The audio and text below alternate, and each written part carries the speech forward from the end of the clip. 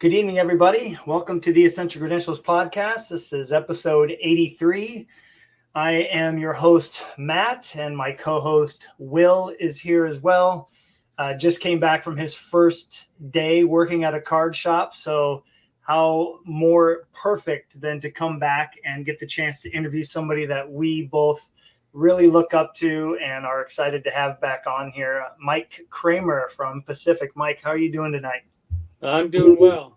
Thanks for having me on. Yeah, we're really excited to have you on and talk about your book that's coming out. Actually, people can actually get it right now. But yeah, we've been talking about this for the better part of 2 years here that this is going to happen. So we're really excited to jump in and hear about your process of writing the book. And Will is going to do a great job of not spoiling anything, but kind of like giving people a taste, a little bit of a taste of what's inside the book. We were lucky enough to get the chance to read through it. And so, yeah, really excited to have you here. And Will, how are you feeling about this opportunity tonight? Oh man, I'm stoked. My feet hurt and I feel like my voice is going because I've been talking to people all day, but the adrenaline has not worn off from working at the card shop. So I'm hoping that can carry me through this. And then I will just pass out face down in bed as soon as we go offline. Dreaming about cards for sure. And then for all of you that are here so far, we are going to give away a signed copy that Mike will ship to you after the show is over. So please stay tuned if you can to the end. We're going to do it right at the end of the show. Definitely looking forward to that. But Mike, first off, welcome back. We've had you on here twice, thankfully already. We've had a lot of people comment about those episodes. We had to navigate it the first time, but the second time it worked perfectly. Big shout out to your son for making sure that worked. But how are you feeling about being on here today to talk about your book? Well, I'm excited to talk about it because it's now a reality and going to be shortly released and on the street. So it's been a long process for me, it feels like, but I'm told in the publishing world it was a short process. And so I'm excited about talking about it and telling people about it. Awesome. Will, when you think back to the first couple of times we had Mike on here, like, what do you remember the most? Like, did you leave hoping we could hear more? Like this can't end already, or are you just been waiting to have him back on? Oh, I mean, every time it's just the questions begat more questions. And it's like, we figured this out and you go, wait, but if that's that, then what's this? And so it's been fun to kind of unwrap the mystery of certain things. But this book, I wasn't really sure what the book was going to be going into it. Mm-hmm. If it was going to be more of a personal story or more of like a Pacific story, but I feel like it's like the perfect combination of the two, where it's like you learn kind of Mike's path coming up, how he was able to start Pacific, like kind of the genesis of that, and then into, I mean, really behind the scenes, like inside baseball kind of stuff of how Pacific came to be. It was great. I really enjoyed the book. And I'm not nearly as far as you. I told Mike that I wanted to get it to a certain point, especially hear some of the stuff that he got a chance to tell me a little bit a couple of years ago and get me really excited to read the second half. I've made it to the part where Pacific is being created. And they get their first factory, or the factory, of course. But it was really cool for me too, because thanks to Will, we had the opportunity to get to meet Mike and talk to him. And then I was able to meet Mike for lunch. And I heard like some of these stories, he's kind of, again, he's just teased these stories to me, and to see them fleshed out and read all about them.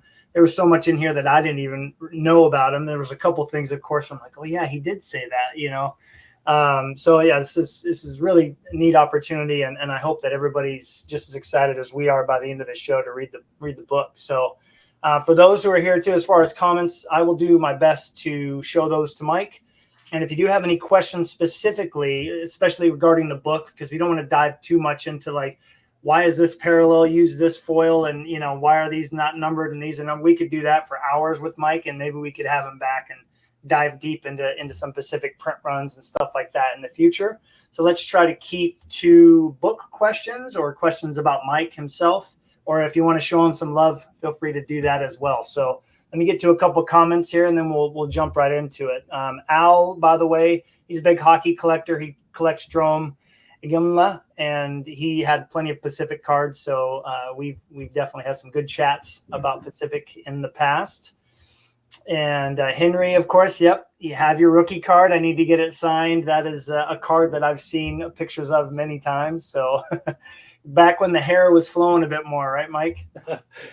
Yeah, back in those days. Yeah. Awesome. And then, of course, we've got Ray here, who was here on our last episode, big Ichiro collector. I'm sure he wishes that Pacific would have kept making cards for at least a year to get Ichiro in there. And I'm sure you would have loved that too, Mike, in a way, to get some Ichiro rookies. But yeah, thanks for being here, Ray. We've got Victor Negron here as well, and fellow A-Rod collector. So Yine is definitely going to be enjoying this because Alex has just a few Cramer's Choice cards, among other things. So that'll be great. But let's jump right into the process of writing this book, Mike. I mean, you meet Will. That's like kind of the timeline. You and Will gets the package, and he goes, "Wait, Mike Cramer." I mean, his heart must have skipped when that package came in, and like your thought process is like, I have to contact this guy. Well, so what actually happened was Mike was I saw one of the big acrylic Cramer's Choice cases for sale, and I just sent the guy a message and said, "Hey, I love Cramer's Choice. This is my favorite set. I really want to get a hold of this. Would you take an offer instead of doing an auction?" And I sent him a picture of my case, trying to pull on the heartstrings of this baseball card retailer. And he messaged me back and he goes, "Hey, that's pretty cool. Yeah, I am Mike Cramer, and yeah, I'll sell this to you." And I was like, "Wait, what? Wait, what?" And then that just I had a hard time sleeping that night. My wife was wondering what was wrong with me.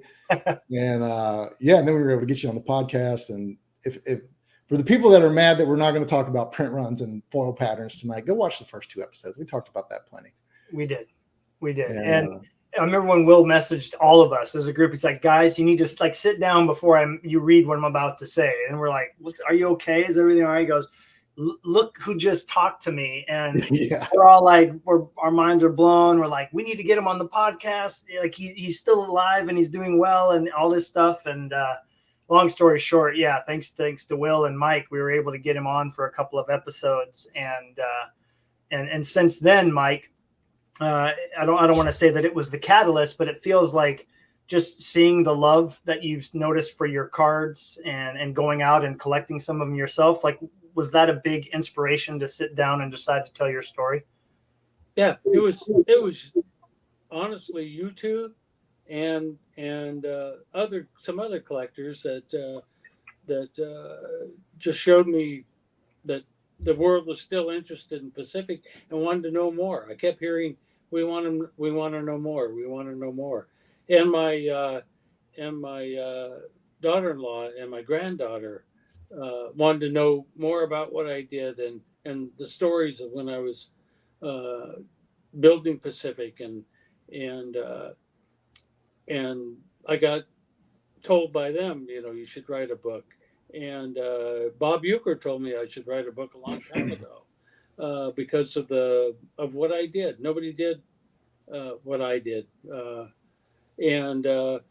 so I sat there in my library and I said, I'm going to write a book. I'm going to write my story down, and I wrote every single word, one finger at a time, on my iPad. And then on your iPad? On my iPad doing this. Oh my gosh. Wow. And then I transferred the story into a Word program. And it took me about a year to write the story down. It was just that long.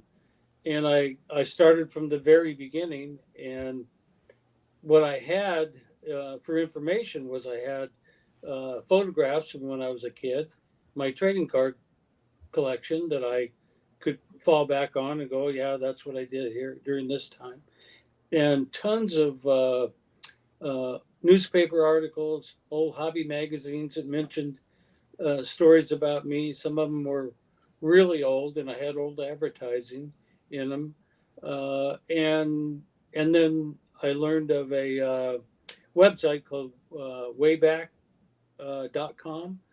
Oh yeah. I think that's what it's called. Anyway, I could go on there and access the Pacific Trading Card website, and that got me more information. And then I interviewed some of my employees to get refreshed on some of the fun things we did. And over the process of time, I remembered enough to write enough enough of a story, and I got completed. Um, got a hold of an editor that made sure I dotted my I's and crossed my T's and spelled my words right and used the right words. Um, and then we got finished with the editing of it, and I sent it to a publisher. And within a month, I got a contract with a publisher. And I'm told by several people that that just doesn't happen in the publishing business. Most first-time writers uh, spend 6 years or more trying to get a book published, and so there was some more Mike Cramer luck going on there.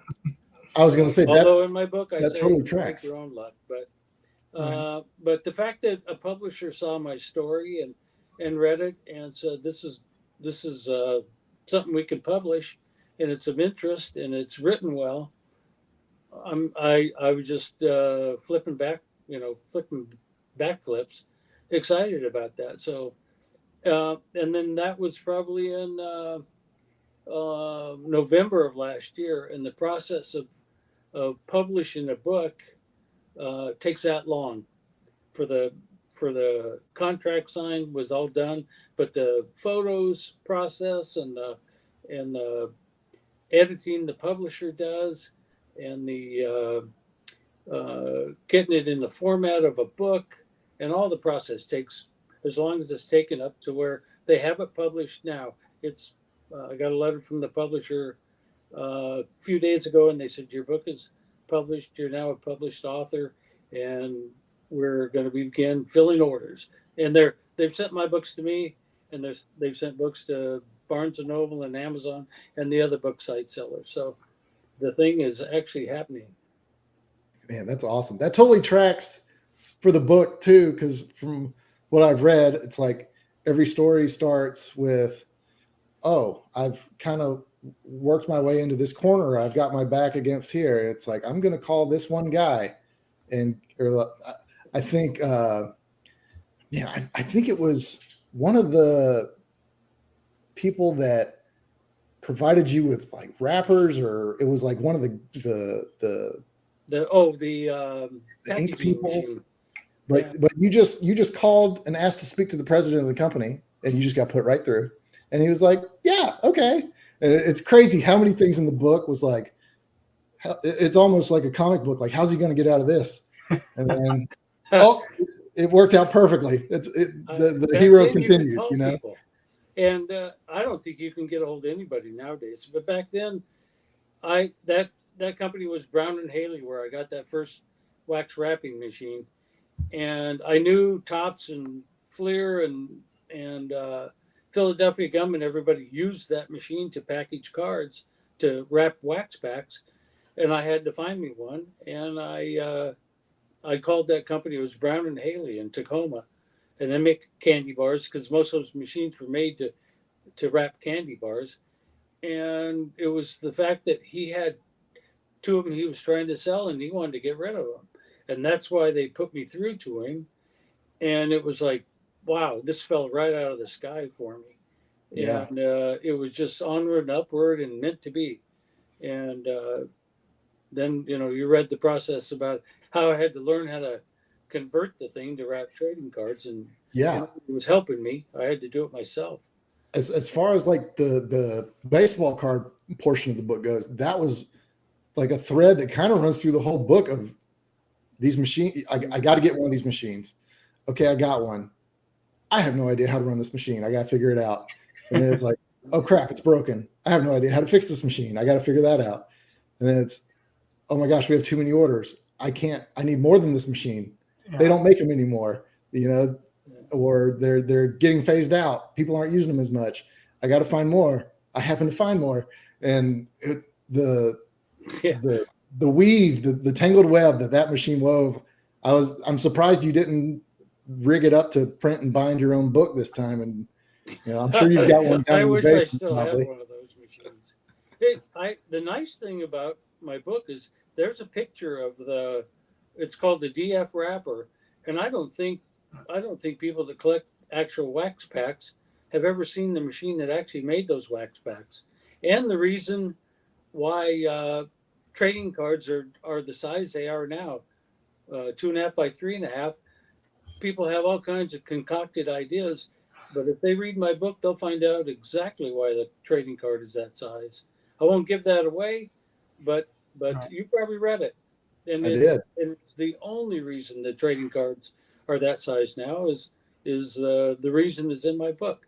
And as soon as I found that out when I was working on that machine, that idea popped into my head right there, and I went, now I know why they're this size. Yeah. And And it's the reason, I'm sure of it. and you've got great pictures of that machine in the book, and I think you've got one of like a row of them kind of running down the factory floor when you had almost like a small army of them. We And did have an army.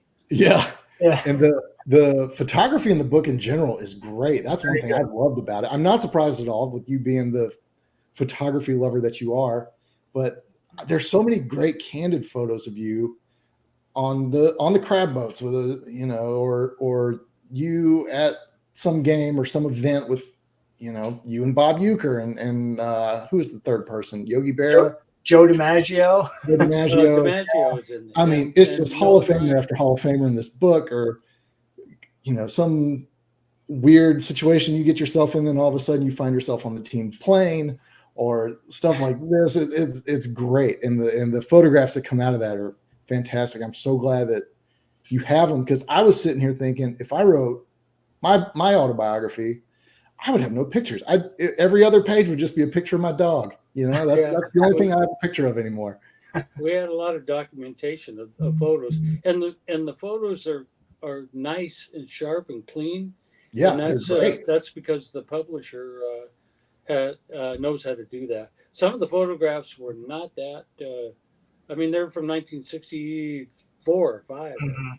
and they weren't that good. But the publisher really knew how to get them back, and they're actually scanned as TIP files, if you know what that is.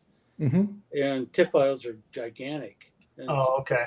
and so they have, they're like 20 or 30 megabyte files. Oh, And that's how they produce that good a quality. So I was amazed when I saw how good they came out.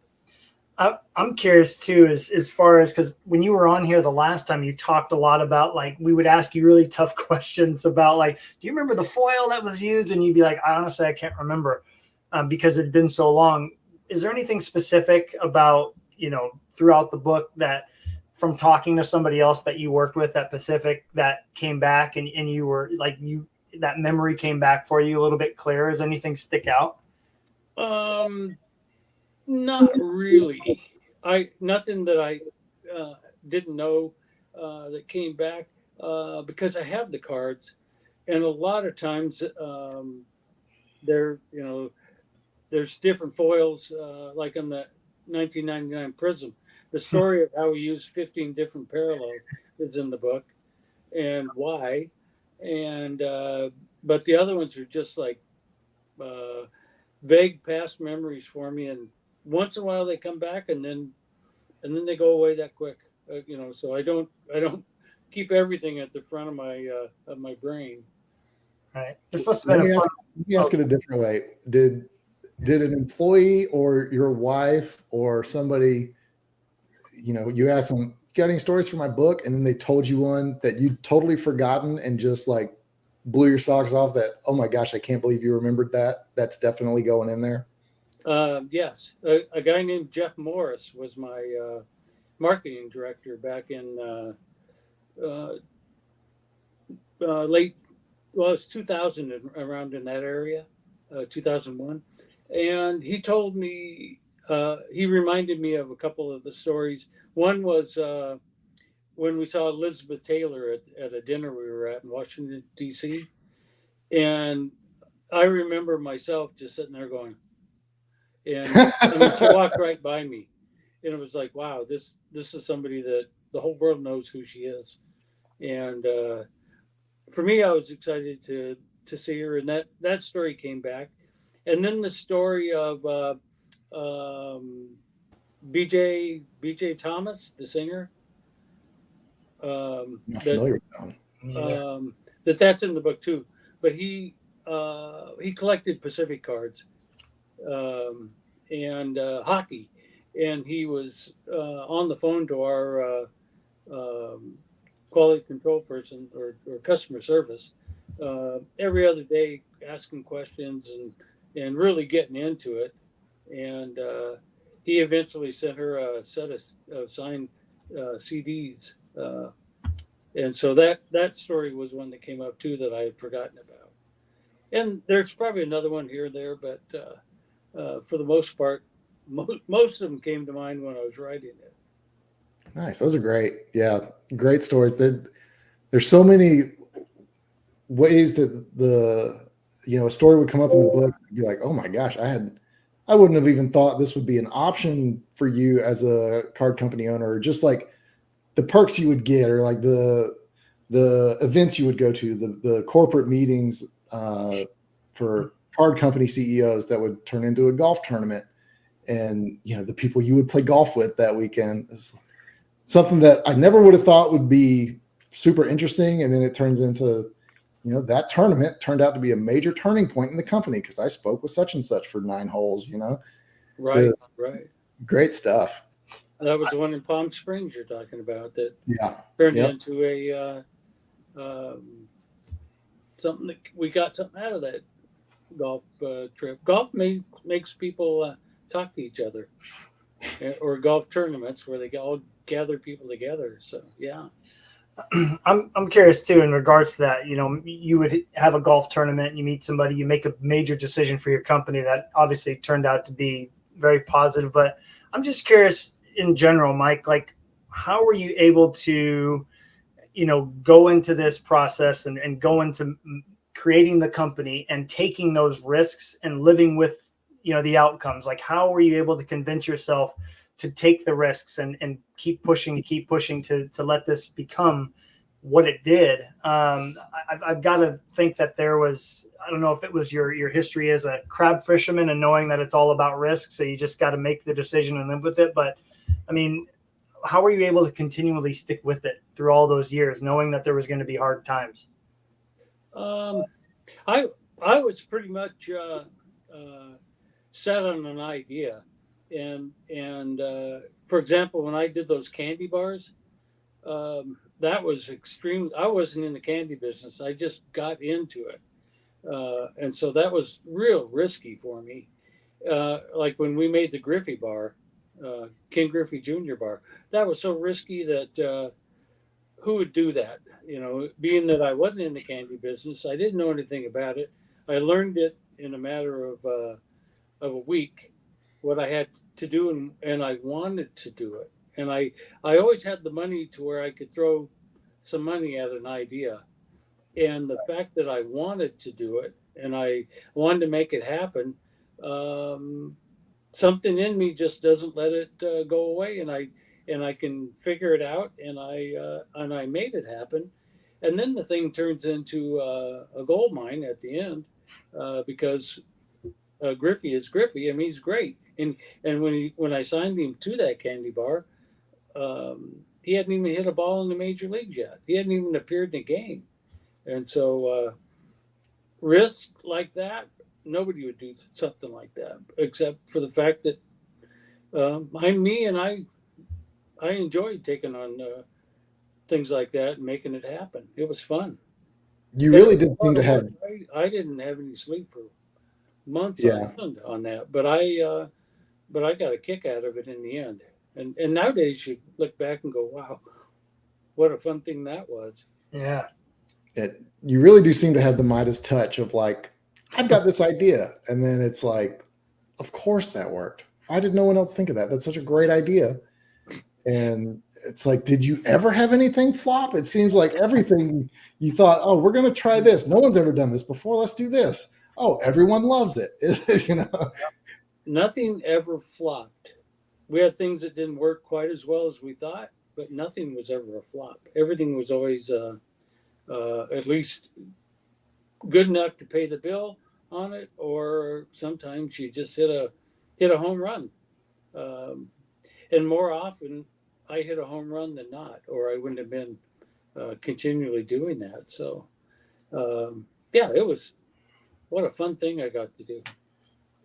And so one thing it sounded like to me too is that you also had the Midas touch of like hiring people or using people to help you get something to market, or it's like you always seem to hit right on the right person at the right time all the time.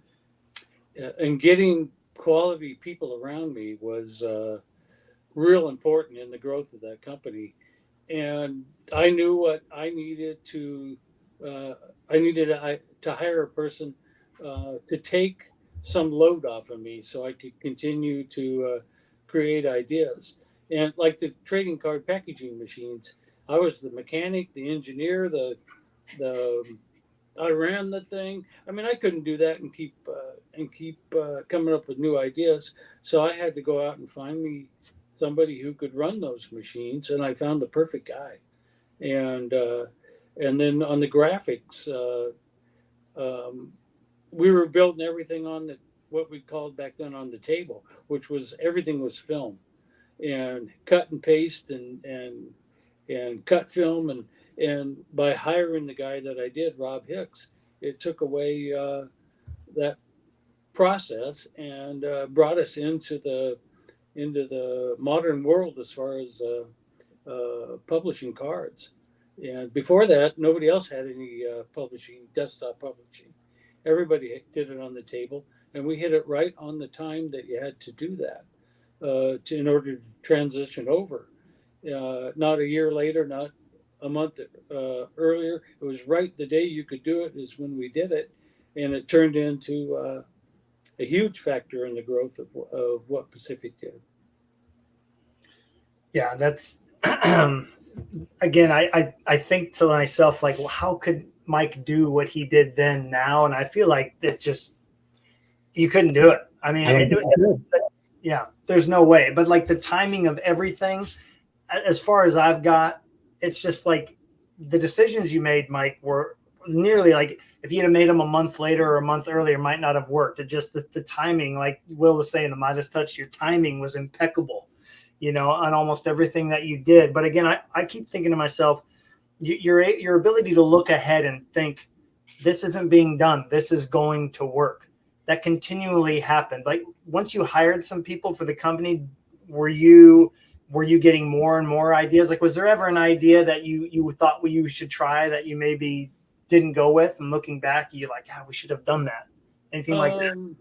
I'm sure there was a few, but I can't think of one, and so maybe there wasn't any idea that I had that I didn't actually try. There was probably a few that I wanted to do that physically could not be produced, and that was be the only thing that would stop me, because every idea it came up with had to be. I then had to go find out if I could actually make it, and there were a few things that you just physically couldn't do it, or they would cost so much money you could sell them for what you where it would bother to make them, and so things like that would stop me, but not many did stop me. Yeah, that's the thing that Will and I and the rest of us have talked about. Like, we just love that. If you look at your all of the most unique cards Pacific ever made, it all just seems like you and the people you worked with said, hey, this looks like it would be fun, let's do it. All right. And you guys just had the freedom to be able to do that. I mean, that's got to make it fun to look back on the legacy of Pacific Trading Cards, knowing that, again, like you just said, I can't really think of anything that we didn't try. Like, you guys really got to just play in the sandbox until your company was officially closed, right? That's exactly true. It was my company, and and therefore I could produce cards the way I wanted to. And if I had an idea, I could actually incorporate it into a card. And so it was a great time for me to be in that. And like you say, I probably wouldn't be able to do that nowadays Mhm. because the market has totally changed. There are commercial packagers of trading cards. Everybody, all the companies use the same company to package now. Back when I started, there wasn't anybody. If you didn't package your own cards, you weren't going to be making cards, and so you had to have your own factory, and that's changed totally. If I had an idea today to make cards, I could just hire it out and have it made and shipped all by this one company in Texas, and so that would change entirely. Of course, I'm not going to do that. As far as I know, I'm beyond that right now, and so You don't want to fire up the machines one more time, give it one yeah, more run. yeah, boy, would I in my dreams almost once a week. I'm firing up the machines and making cards. I mean, honestly, when you get old, all your past starts falling back on you in dreams. And I wake up and I go, "Wow, I'm not making any cards now. I don't even have to do that." But most of it's I got this great idea and I got to get it out there before somebody else finds out what we're doing and copies us, because that seemed to be what happened a lot back then. Yeah, that was one thing that really blew me away was how many times y'all were the first to do something. It was like Right. every almost every insert detail or like acetate, die cuts, refractors, foil, like just about everything. It's like y'all were first on the scene, and then everybody else kind of just got in line behind you. Is I'm starting to think. Have you ever seen the movie Final Destination? It's like Pacific is the reverse of that movie, where in the movie everyone's trying to get killed, and it's like y'all are unkillable. It's every time you should die, you continue to live Yeah. and and thrive. It's the weirdest thing. So to everyone, when you get your book in, think of it as reverse Final Destination, and let me know if you think I was right. You probably are. The, we did hit a lot of ideas first, and the more I look at what cards are being made nowadays, all I see is Pacific. I mean, they're made by other companies, but they all look like what we were doing back then, except the stuff that Heritage Stuff Tops is doing. But the rest of the stuff looks like a rehash of what we did in the '90s and early 2000s, Yeah, and it really they made haven't me come up wonder. with Like, anything great since.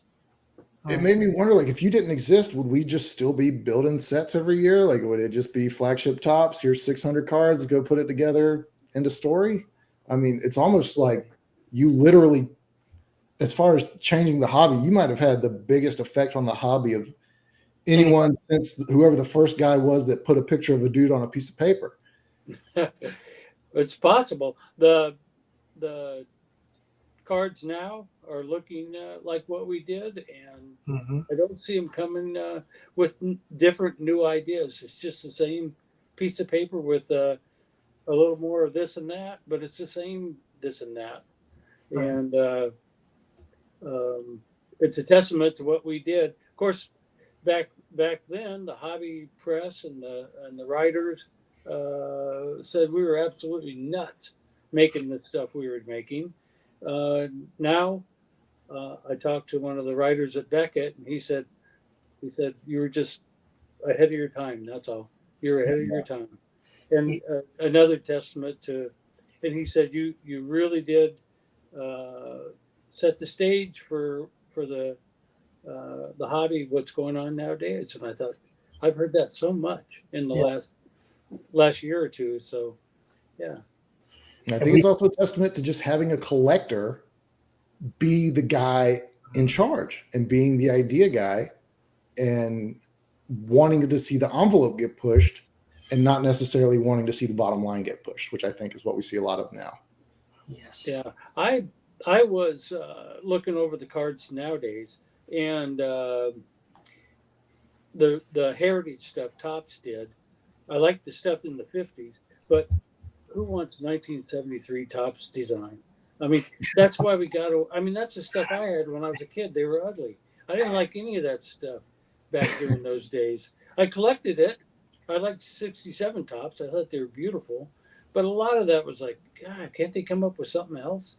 And then they went back and made them. And I thought, gee, you're really pounding the, you can't come up with any new ideas. I think Yeah. they were successful, but still, it was not my thing. That's for sure.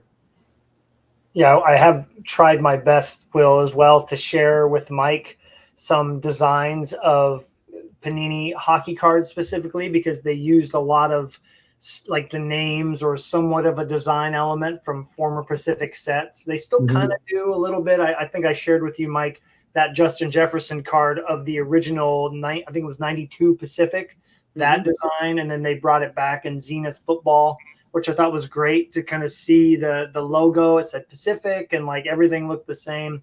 So I love that they're still using some of those designs that you guys originally came up with. I think that's, Panini has done a good job of carrying on, especially with Prism. I mean, that's the most popular set of any basketball or football collector. Those people freak out over a Prism rookie card. Like that is the Luka Doncic changed that during COVID, right? And that was originally your guys' idea. So I think you can trace back so many of Mike's and his company's ideas to you can look forward to now, and many of them are still, all over the place in our hobby. It's so cool. I want to get to a few comments here real quick.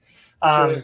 This is a big Scott Rowland collector, John Shue. He's got an amazing website too, therowlandcollection.com. He's a fantastic writer. He just bought a big collection, so really glad to have John in here. Hello, Ryan. Good to see you.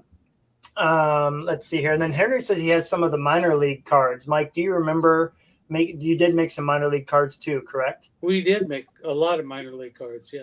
Mostly Pacific Coast League and some Northwest League. Yeah. Okay. Awesome. And then I think I know which one he's talking about, Will. And I'm hoping that when we do a little show and tell, Mike's got some things to show. Hopefully you have a specific Ripken to show. Have you already showed him the card that we're probably both thinking of? The one that Tanner helped with? Oh yeah. Okay. Yeah. Good. That'd be cool to see that because it goes in with a good story with Mike. So, anyway, we definitely get to that. A couple quick questions from the hobby, and then Acoustic Motorcycle loves the shirt. That's Chris. Yeah. And then and the back actually looks really cool too. Mike was telling us about that. Mike, what's the deal with the shirts there? Just a Cramer choice shirt. We've had them made for our kids and grandkids. Nice. Put the cover of the book on the back. Nice. Just for fun. And so last week I'm going to my son's house for dinner, and they all had this shirt on. I hadn't seen it before. And that's they were hilarious. delivered to his place. And it was one of those heartwarming things where you walk in, all the kids, grandkids got these shirts on. So that was fun. It's so cool. That is awesome. That's wonderful. And then he's right. I mean, what a great gift to give a hobby friend, especially somebody who collects or loves Pacific or just wants to hear a hobby story. I mean, even if you've never heard of Pacific, I think this would be a great read because of how much influence you've had in today's hobby. I mean, I think it's the perfect gift, to be honest. Thank you. Yeah, absolutely. Two quick questions, since they're in the chat, and I think they're really quick answers. Doug, who's a big Pavel Bure collector, wants to know, was Pacific the first company to bring us pack-pulled printing plates? I remember those being big chases back then, and I thought Mike was the first to bring us that concept. I believe it was, yes. I would say that you won't find them anywhere else before we did it. Okay. And so I think it was.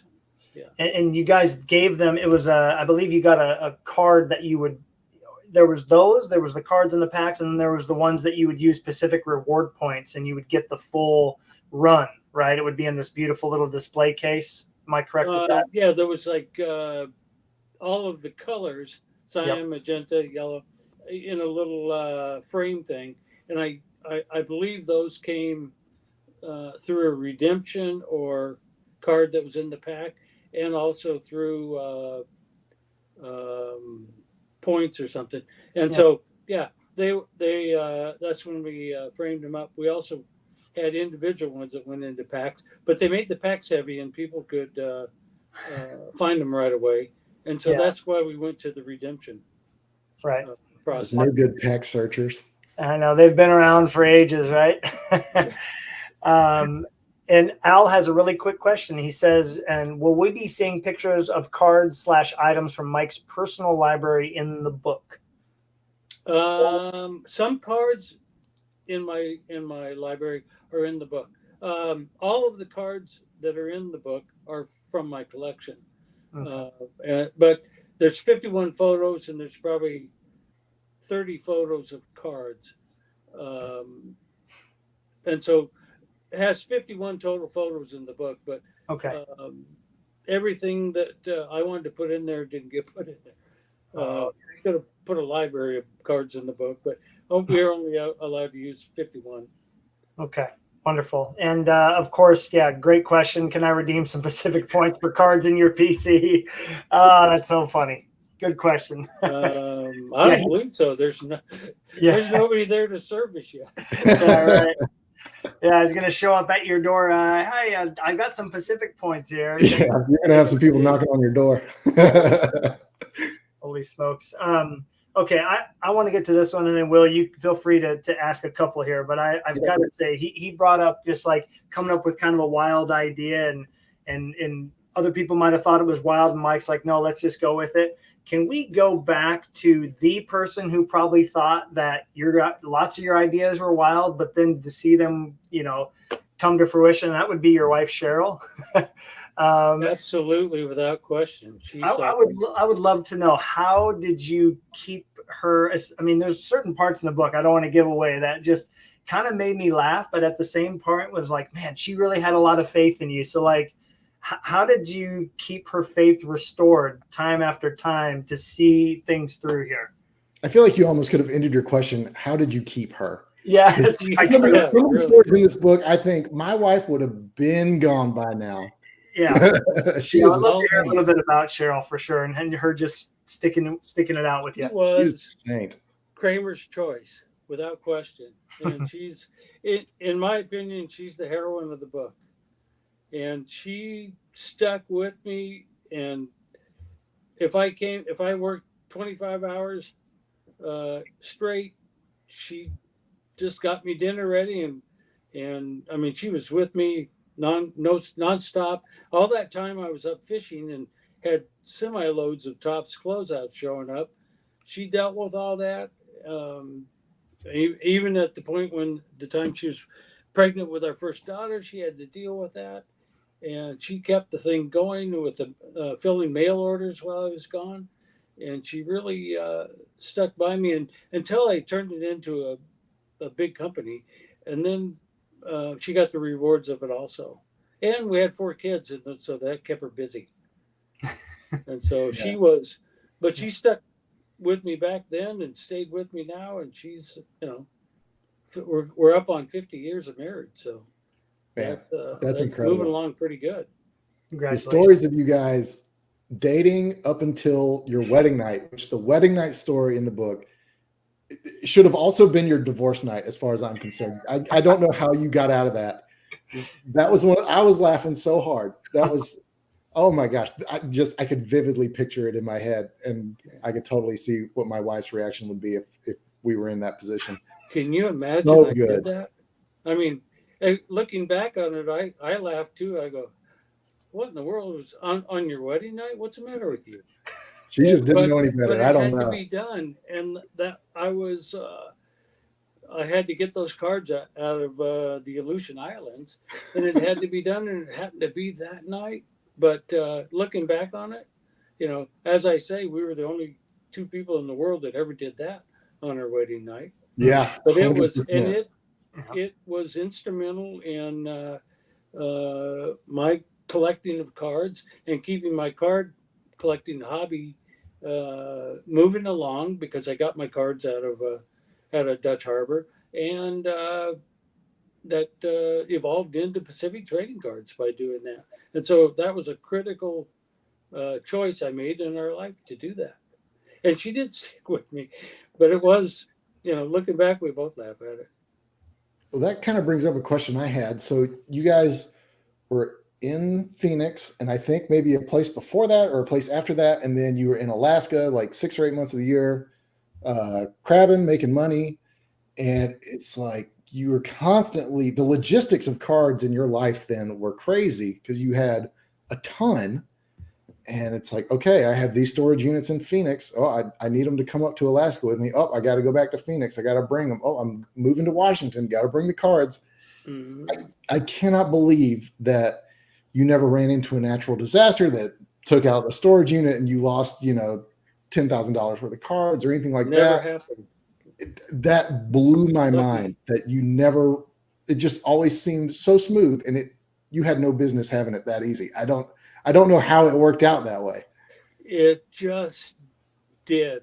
And when we moved up to Edmonds from Phoenix in like 77, um, it all went smooth. And we had semi loads of cards moved up and put them in these mini storages. And I had the whole back wall at the mini storage unit, the whole back line of storage units, 30 by 20 by 30s. I think there was 20 or 30 of those units full of cards. Wow. And That was they going to be were, my next back question. then, nobody knew what they were. It was like, what are you doing with all this stuff? And stuck them all in there. And because I didn't have time to mess with them, they just sat there and aged like fine wine until I had time to sell them. And then that story of starting to sell them is in the book, and it just went nuts. Uh, and that's back like I say in the book when Pete Williams said I was the first sports card guy to make $1 million. That was back when that happened. Man. Yeah, for everybody listening, when Mike says he had semi loads of cards, he had 3 semi trucks full of baseball cards to move. I want you guys to think about how many cards that is. So the next time your wife complains about you have too many cards, I want you to just go dog ear that page in the book and let her read that. So, hey, at least I'm not moving 3 18-wheelers full of cards across the country. Could be worse. And they were, in an 18-wheeler, you stack them to the rafter. This was a mountain of cases of cards and singles and raw cards and vending cases.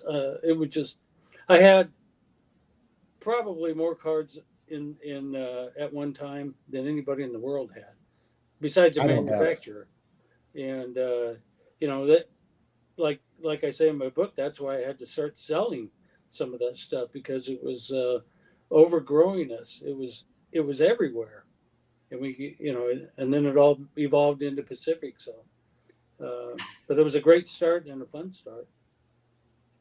Yeah, that honestly, yeah. When you talk about the sheer amount of that, I definitely think to myself, like I should tell my family about this. My parents used to make fun of me, like, why do you have so many cards? Like, okay, time out. Like, the person who created one of the greatest the greatest card company, in my opinion, he had this much. So just relax. Like, see, you could have let me go there, but instead you guys kept me to only the little bit that I had. So, but I think thinking about that too, and then moving into creating your own cards and then, selling those as opposed to selling cards that you bought of other companies, it must have been a much more fulfilling, process to see your company creating cards and then seeing them sell well and going to all the different shows and whatnot. What was that like? Do you remember when you first kind of hit you like, okay, this is gonna work? Like when Pacific was making cards and maybe even all the sports, if not just baseball. Like, what moment do you remember it being like this is going to be it for a while? I think about 1998 is when it really hit me that we were we had grown into one of the major card companies with baseball and football and hockey and all 3 sports, and the factory was humming all the time. The machines were running. It was a buzzing place. people were busy running all over, and I just look at it and go, this is exactly what I wanted. This is working. We're able to produce what we want. We're uh, running smooth, and it's just like, boy, we've done it. We've our stuff selling, and it became really, really enjoyable for me during those times. Uh, what a better thing for a guy that started out as a kid collecting cards to stand in his own factory that's now producing the cards that kids collect. It was fun. That had to be a surreal moment. Yeah, it was. You just stand in the fog and go, wow, this whole thing's, almost a dream. It was a Yeah. dream, and I actually say that in my book. I was living a dream and did.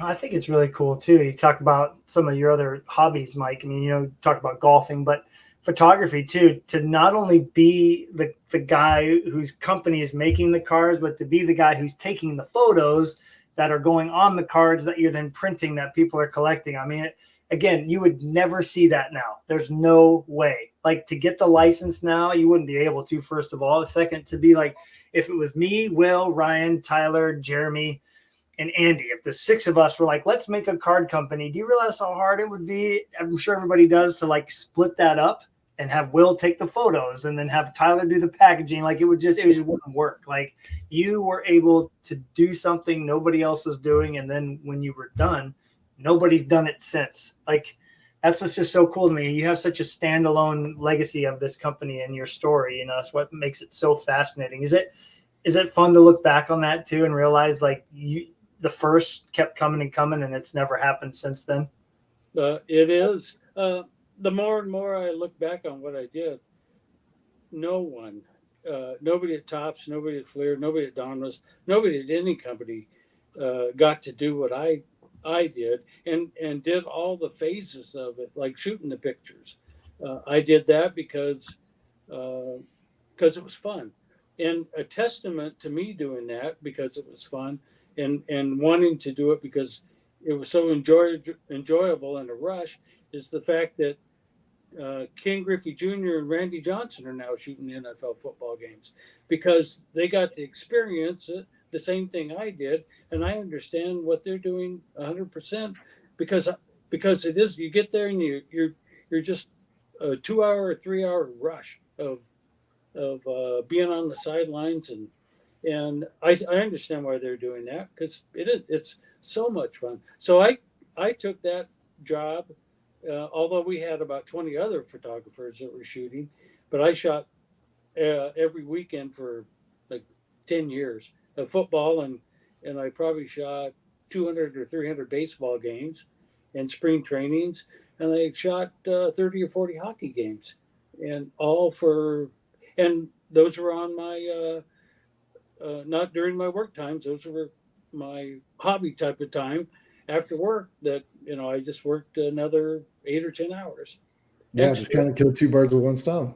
Just Yeah, have fun, and then but I then got also, hey, it happens to help the business. and my wife went with me and shot, and she's had some cards that were her photos.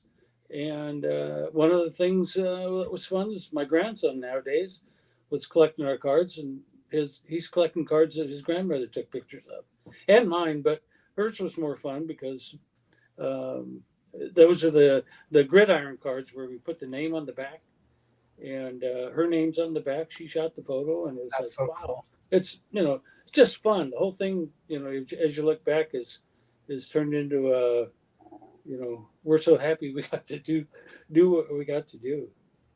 Right. Yeah, what a cool thing. Do you ever have a close call on the sideline? Just like, oh gosh, I almost ate Brian Urlacher on the sideline. He almost I had destroyed a me. few. Anything like There that? were, but my rule of thumb was if your lens filled up, you got to get out.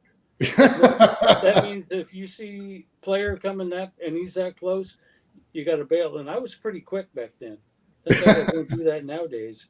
But I was at a game in Oakland, and the guy right next to me took a player's knee right in the chest, and it Oh, split his camera and the cameras inside have about 1 million wires, and I'd never seen one until his camera was disintegrated on the sideline, and it was the lens, the great big white lens, with just in chunks and wires all over. And this guy they had to haul out of there. But Jeez. those players are big, muscly, and fast.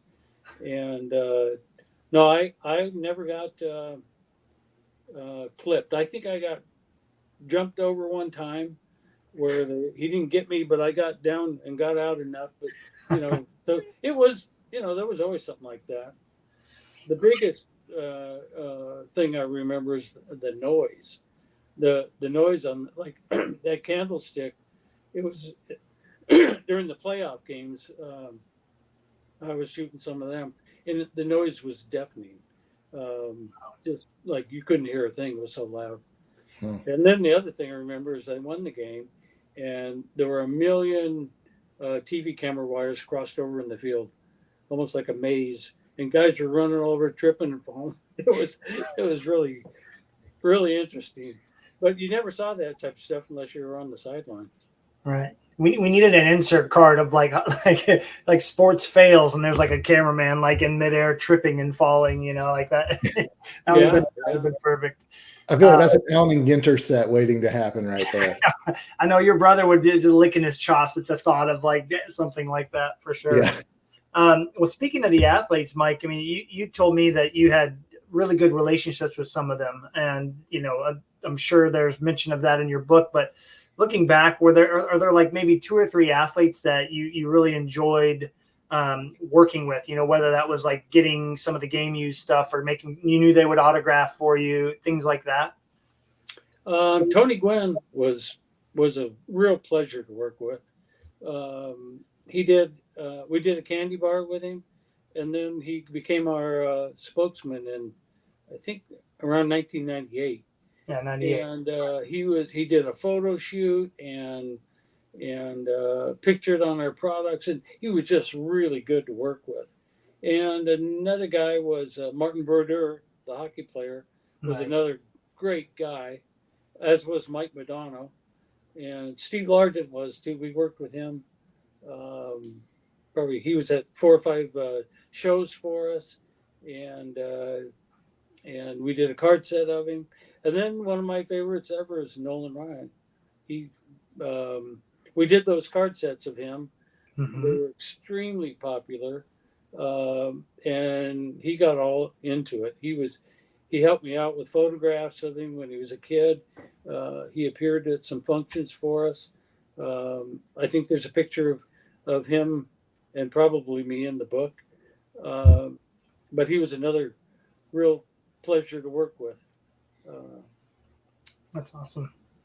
Yeah, and you must have had just having the opportunity to talk to so many of these athletes and be such an approachable person. I'm sure that they really appreciated that, as opposed to maybe some of the other companies who were trying to get their autographs and get the time with these athletes. So that was something I remember you talking about when I was there, about playing golf with certain players and whatnot, and just having the ability to build up a relationship in that setting, and then saying, so, obviously they know who you are, but it's like, yeah, we really have this cool idea for this set that we want to have these cards autographed.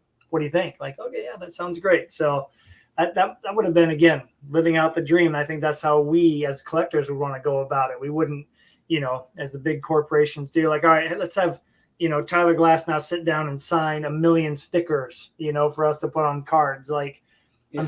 Obviously you guys didn't do that. You did all on hard signed autographs back then. But I just love reading and hearing about that, because it seemed like that was a big priority for you to have good relationships with many of the athletes, especially the local athletes, right? All the Seattle players. Yeah, Griffey and I was around so many, and one of the things I didn't do was I didn't ask guys for autographs too much. In fact, I was with Clemens and Terry Steinbach playing golf for 5 hours, and when I got all done, I thought, God, I should have got his autograph. I just forgot.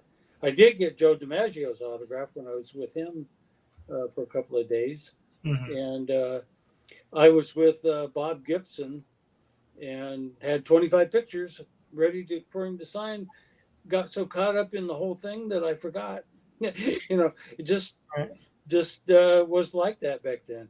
You get back to your hotel room and go, I forgot to get him to sign the pictures. Right. Uh, but the memories are still there, and that's what really counts. Definitely. Before we move on here, I figured I'd give our audience a chance to chime in here. We're at the hour mark, and I would love for the audience, for people that are watching, if you wouldn't mind in the comments, would you share like one of your favorite Pacific cards that we can tell Mike that you enjoy? Something that comes to mind, a card that you have in your collection or one that you remember from when you first started collecting, and we'll share those with Mike once the comments start rolling in here. We do have Hobby News Daily in here as well. They said, great show. Cheers. Nice to have you here. Thank you. Will, when you think back to your first memories with Pacific cards, I know which ones come to mind. Which one comes to mind for me? What's one of the first cards that stands out? No, I can tell you exactly, and it's not the one you think. The first Pacific product I remember being obsessed with was 97 Prism, which was they kind of had like a zigzaggy full background, and it had the little acetate window with the player's profile Mm-hmm. in it. My goodness, I wore that box out at my hobby shop when I was a kid. I have like rows of 97 Prisms in my common boxes. I don't know what it was. I just thought those were super cool, and then just bought a ton of that. And that was kind of like that first hit. And it's like, oh, this new Pacific thing's out. Let me get this. And then I remember 98 or 99 Aurora. I remember buying a lot of that. That was the one that had the horizontal, I think it was one per pack. And they had like, reds and light blue parallels and stuff like that. I remember buying a ton of that. And then Cramer's Choice, which I never hit as a kid, never had one, but always loved them. And our friend Jeremy that lived next door to me, he hit a green Griffey out of 98 Cramer's Choice. Wow. And that was just like, 98. I was 12. Mind boggling. Like, this was like, we're both going to retire off of this card. You're about to make so much money. That was such a cool, I'll never forget that one either. But those are the Pacific ones that I remember the most of.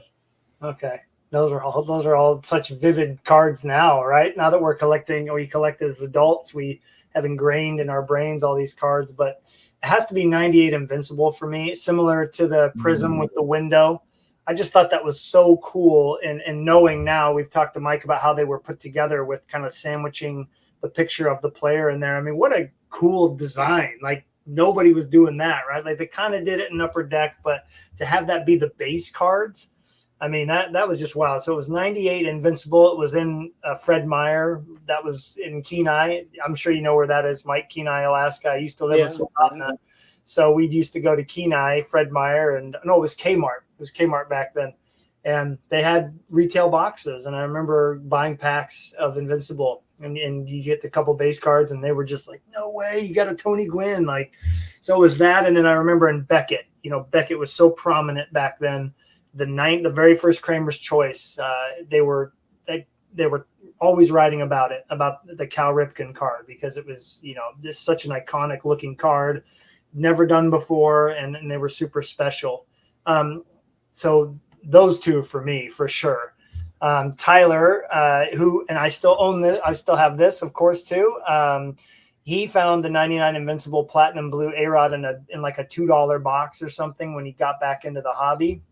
And that set him on his path, we'll say, to collect all the Mike McGuire cards that he has now. He has quite a few, and I can tell you, even though Tyler, he's raising two beautiful children, he loves those Pacific cards the most. Still, I would argue, but that's pretty awesome. Victor says, one of my favorite Bernie Williams insert cards is Pacific Paramount Fielder's Choice die cuts, and those are really cool too, Mike, because that one year you did the gold parallel out of 10 of the Fielder's Choice. That was such a cool idea that you just kept pushing the envelope. Like, let's more rare cards. Let's do it. That's awesome. Yep. So we got a Jeff Bagwell premiere date pinstripe. That's from Aurora as well. The pinstripe parallels, yeah, that was a fun thing that you guys did. Almost forgot about that one. Acoustic Motorcycle says 1997 Prism was also one of my favorites. Acetate was so fun for my 7-year-old brain. That's right. Yeah. That's funny. Do any of your grandkids, like, is there a specific card that they tend to like? You throw a bunch of Pacific cards out. Is there anything that they gravitate towards like that? There is a box up in one of the bedrooms in my house. One of those that holds 5,000 cards. Doesn't have that much in it, but two of my grandsons, when they come on Wednesday, they go to that box and they take the fanciest ones in there. Usually something like Invincible or Prism. Okay. There's no inserts or anything, but Right. they take those cards first, and then they take some of the other ones, and they show me the good ones they got, and they're going to keep these. And they're always the ones with foil on them. And it attracts the foil attracts even their little eyes. Yeah. Yeah, Nice. oh yeah. I think another one that I just remembered. Gosh, I wish I could remember what set this was. But one thing I liked was Pacific always did really cool checklists. And I think this also came out in 97 Prism, maybe, but it was like almost like a Roman Colosseum, and it had 3 players on the front and 2 players on the back. So the Orioles was like Brady Anderson, Cal Ripken, and Mike Mussina on the front. And then I forget who was on the back. And then the Braves one I remember was really cool too, because I grew up in South Georgia, and it was like Chipper Maddox, maybe Smoltz Glavine, and then the backside was like Andrew Jones and Smoltz Glavine, whichever one. I remember those being really cool. And there was another one, I feel like it was 98 or 99 Invincible that had crossed bats. That was right, die cut. right. Mm-hmm. My dad still talks about that card. He got that for me for Christmas, 98, 99. He has not seen it in 25 years. And every time he comes in this room, he goes, "You still got that crossed bat card I got you for Christmas that one year?" Like that card just burned into his brain. He thought that one was really cool. Mm-hmm. Good. Glad to hear it. Yeah. All right, we got some more rolling in. Those are some really good choices there, Will. And it's so funny as adults as we've discovered all these cards, because as kids we maybe saw them in Beckett, but we're like, well, what do these look like? And then you get to see them in your hands, and you're like, whoa, like this is awesome. The Dial-A-Stats will be one that I'll forever remember. The story of getting it for free at the National, my first National, because the guy was like, 50 Shades hung over, and he was just like, "Here, you take it." Like this poor dealer, he was like, "I just need to get out of here." He's like, "Here, have the card." And just to think like, no way, how did they like get this in here? Like to just think about making that and that idea. Anyway, that's one that sticks out to me. Ryan says, "Love the EO portraits insert, some of my favorites." And got to point out, some people might not know this. Some of the first were those the first true 1-of-1 inserts that you guys ever did, those variations of them, because you did a 1-of-1 of those. They were 1-of-1, some 1-of-1s of that. I don't know off the top of my head if they were the first, Okay. but you'd have to look it up on one of those sites and find out. Because off the top of my head, I don't remember that. I want to say that they were one of the first. There was like the original canvas cards too that you could get that were 1-of-1s as well from private stock, which I thought was awesome. And then of course the best base cards ever made, 1999 or 98 Revolution. Those two are again, they were 3 cards per pack for a reason. They were so foily and beautiful. It's fun to think about those cards. I agree. They're some of my favorite. I just look at them and I get the wow factor out of them. Nice. How cool is that, right, Will? That the guy that created them's like, these are still pretty cool. Like rather than moving on to the next thing, I like my own stuff. That's perfect. Oh, man, if only we had that. We need you back, Mike. That's all I'm saying. Yeah. I mean, I guarantee if you made 98 Revolution and you put Mike Trout, Ronald Acuna, put 10 or 12 guys on it, and you put them in a case at a hobby shop, those will be the first ones gone every single time. Yep. 100%. 100%. I agree. We also have, I don't know if I accidentally said this, but that would be really cool. It would make for a really fun movie for sure. Who would you have play you in a movie, Mike? That's a great question. I've heard that a lot, but I don't know if it's happening. Actually, the publisher owns the rights to the movie of the book. If a movie company wanted to do a story on the book, they own the rights. I love that question. We'll ask On Mike. the phone. Yeah, who, Mike? Is there an actor that off the top of your head that you would have play you? It would have to be my wife's pick. No, she'd like have to pick. I wouldn't get the pick. She'd have to pick. I mean, I don't know. I don't know why it's coming to my brain just after meeting Mike, but Matthew McConaughey would be pretty fun, right? Like he's got the There the you go. longer hair and That's somebody I didn't ever think of. Yeah. I don't know why this comes to mind. John says the Pacific ornaments. Oh man! Every year this comes to my brain, and I'm just gonna have to do it. If I can find like a dozen of them with strings and a lot, just buy them and put them on the tree.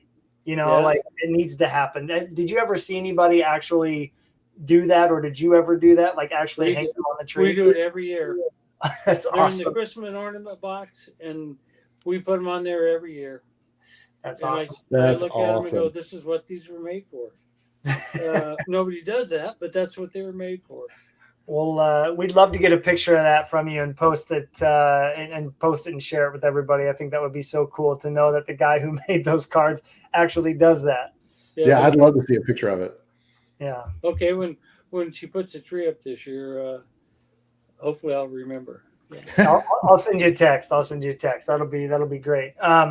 This is a fun one. I know you've talked a lot about these. How proud you were of the McDonald's pairing that you got going here, but the 2000-2001 McDonald's Prisms, love the blue parallels and the dial-a-stats inserts. I'm assuming this is for hockey because we got a hockey puck in the picture here. But just for anybody that doesn't remember, Mike, that was a dream of yours too, right? To partner with McDonald's and make cards. It was one of the biggest feathers in our cap we ever got was getting that relationship and holding it for 5 straight years. And so they were happy and we were happy, and our brands got extremely exposed in Canada with all those restaurants, McDonald's restaurants, selling our cards and all the point of purchase. And it was just one of them things that if you're a card manufacturer like I was, it was a feather in our cap of the hockey side of it. It was really good for us. And behind on your left side behind you, that's one of the sets, correct? That's framed behind you there. Yeah, that one is the frame set of McDonald's. I can't see the year, but it's the one that they framed and they gave to their clients, and they gave me. Cool. Yeah, nice. That's awesome. That's so cool. The book, yes, I'm going to drop 3 different links at the very end of this little segment. I'll drop a link to Amazon where you can actually buy it and read it right now digitally. I will drop a link to McFarland website, which have copies ready to ship. And then I will also drop a link to Mike's website where you can buy a copy that will come signed to you. So that's the copy we're going to give away today. Shadow series from Revolution. Yep. That's Sticks and Seams, big Griffey collector. I agree that the blue, especially the 99 blues. I mean, that's the bee's knees for me. Those are incredible. The 98s were so tough to tell in a way. We've watched several of those get opened in our group that many of us used to get in those breaks. I don't anymore, but there was a Frank Thomas that was pulled from 98 and they missed it. I think Brant was doing it, Will, and he missed it and he went back and he's like, oh yeah, there it is. And you could see the stamp right there in the middle. Mm-hmm. So yeah, those are incredible. We got from Al, base cards would have to be Invincible Revolution. When it comes to jersey patches, it has to be Private Stock Reserve 2003, 2004.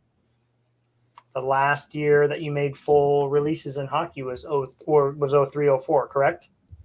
We released 05 product also. One, right? Just I think it was flagship. Right, just Pacific, and then they went on strike right after that.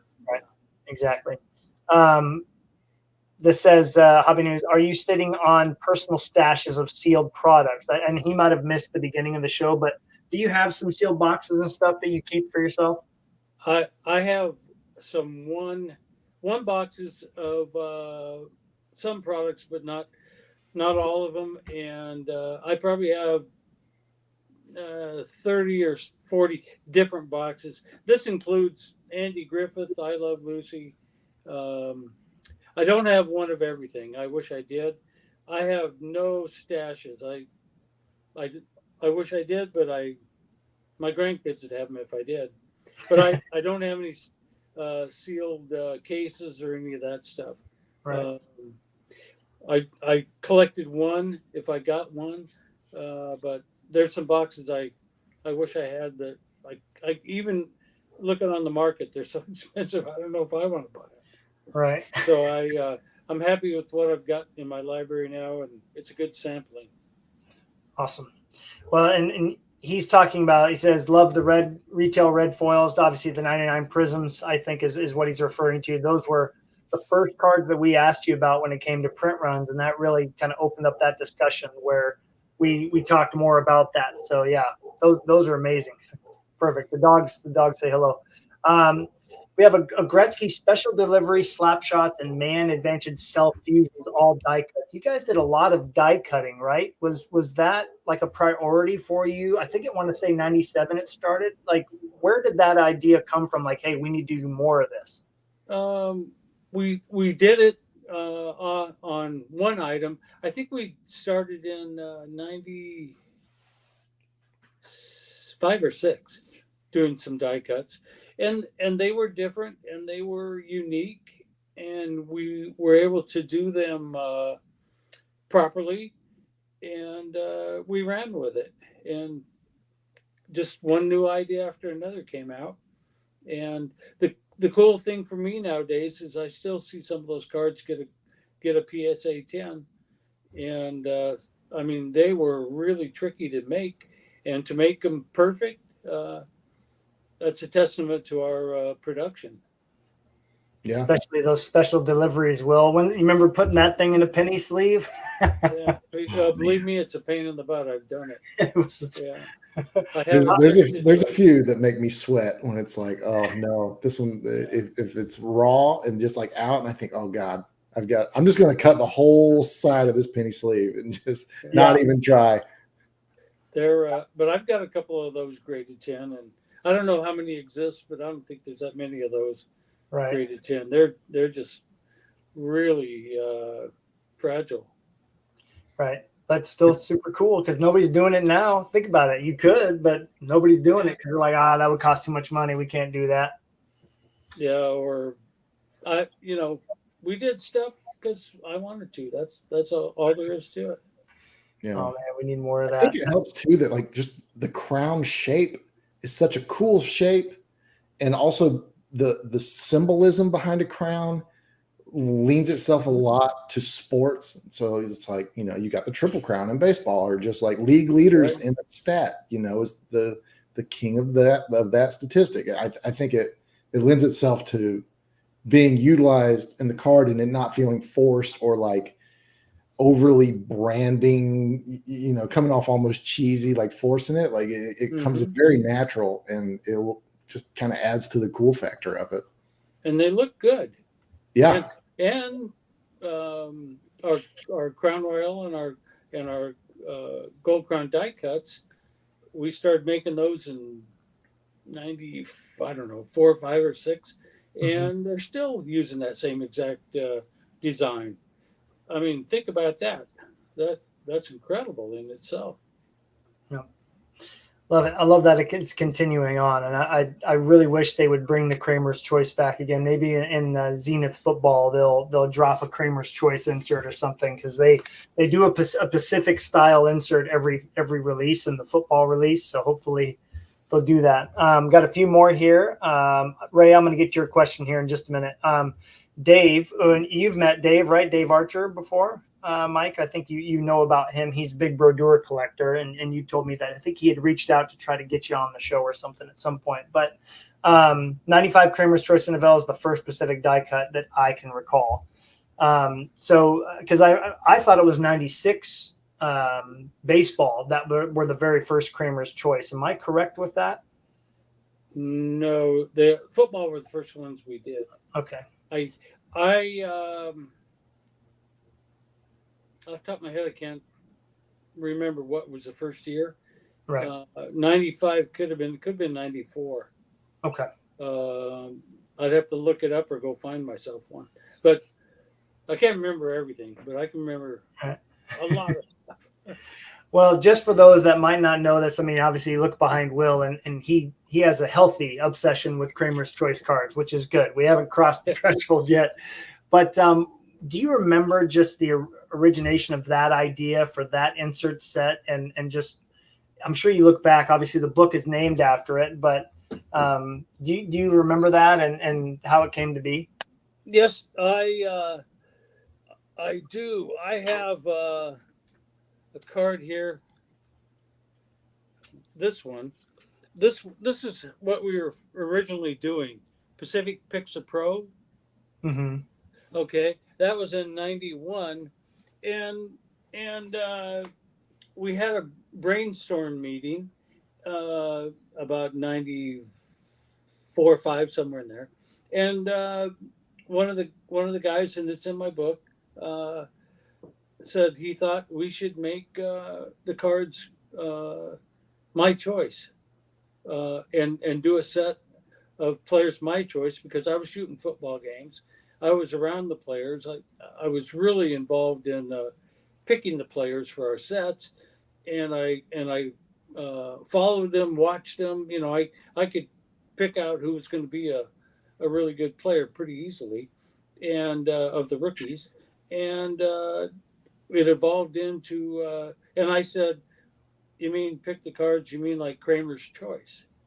And it became that design, and we started out with, let's make a trophy, and said no, that's too common, too easy, and we came up with that little pyramid look, and it was absolutely perfect for what we did.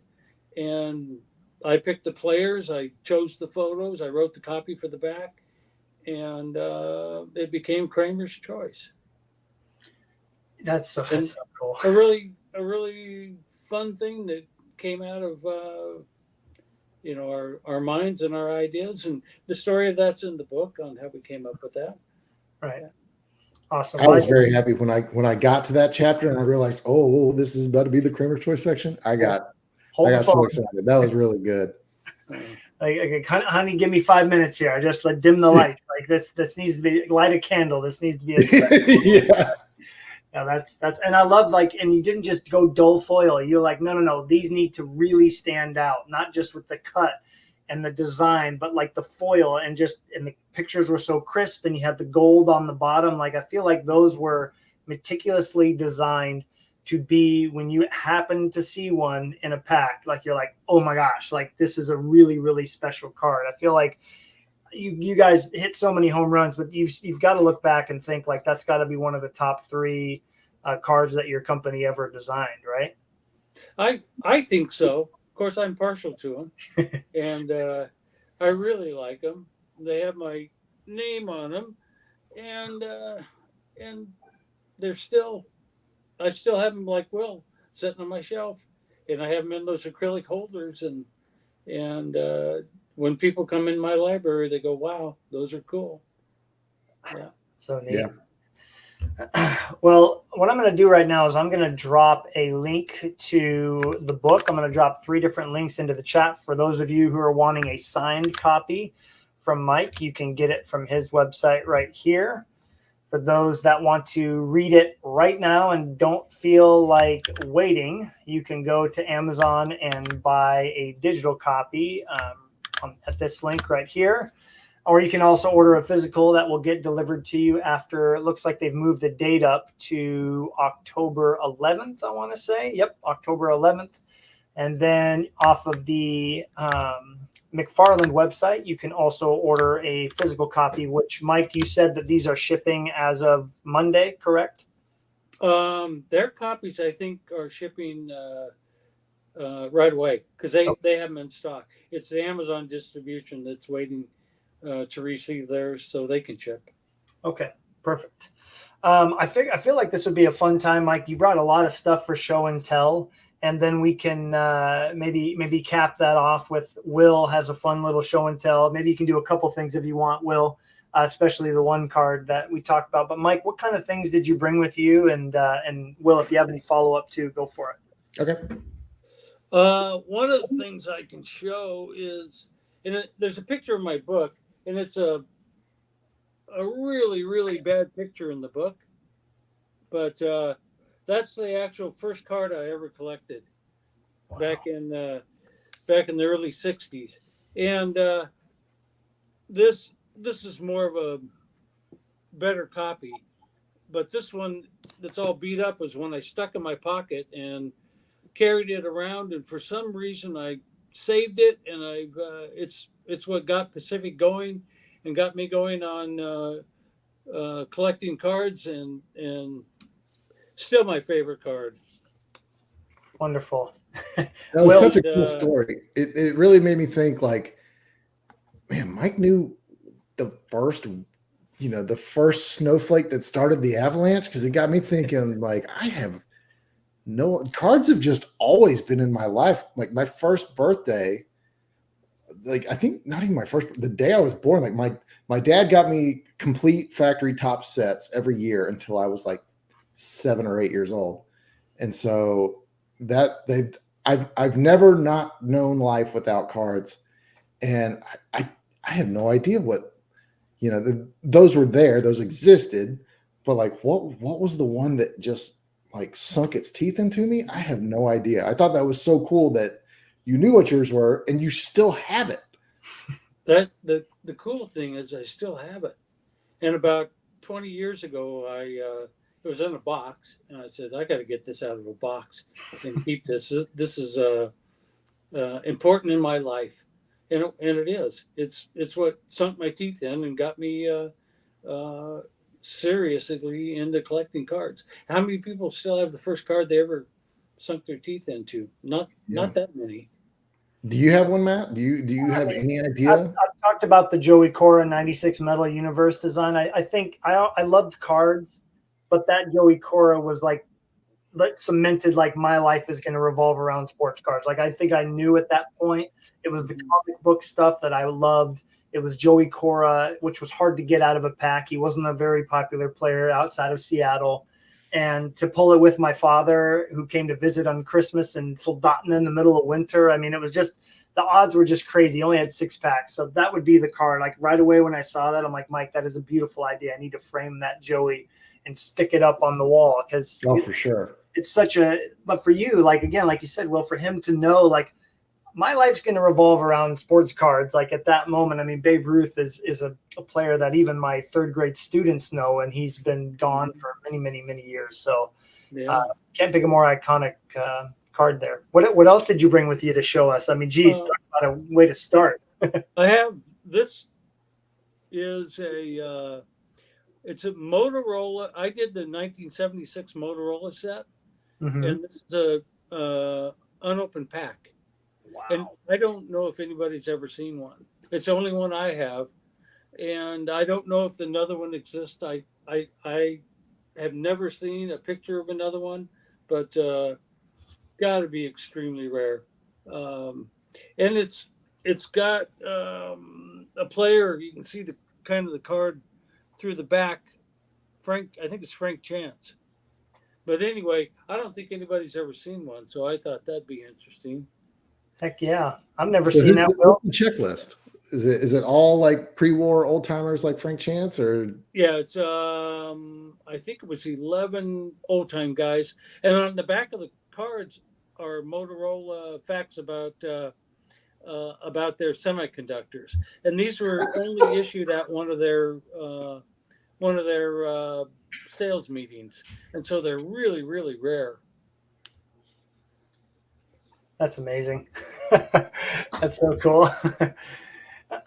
Did you bring out any like Pacific cards specifically, or did you pull out mostly some of the stuff from the past? Couple of cards here. Let's see if I can get this figured out. These are 1991 Pacific baseball prototypes. One's English and one's Spanish. And it was a prototype we did in 1991 to try to get a license from the baseball players. And you can see on the back that, let's see if I can do this properly. What the heck am I doing here? Yeah. Yeah, kind of glowing in there. But one's English and one's Spanish. And there were 10 different players, and Frank Thomas was one of them. And I think we only made like 20 sets of these things, but they're kind of interesting. Yeah, I ran into a Frank Thomas collector a while back that had one that was asking me about it. And I think I emailed you asking, how rare is this? And I think you were like, wow, I can't believe somebody else has one of those. Yeah, some of them got out there. This was another prototype we did. We made them for licensing purposes to try to get a license. And this was like 1989. And it's Ryan Sandberg, and I'm sure there's not very many of these out there either. Oh, geez, I'm getting off.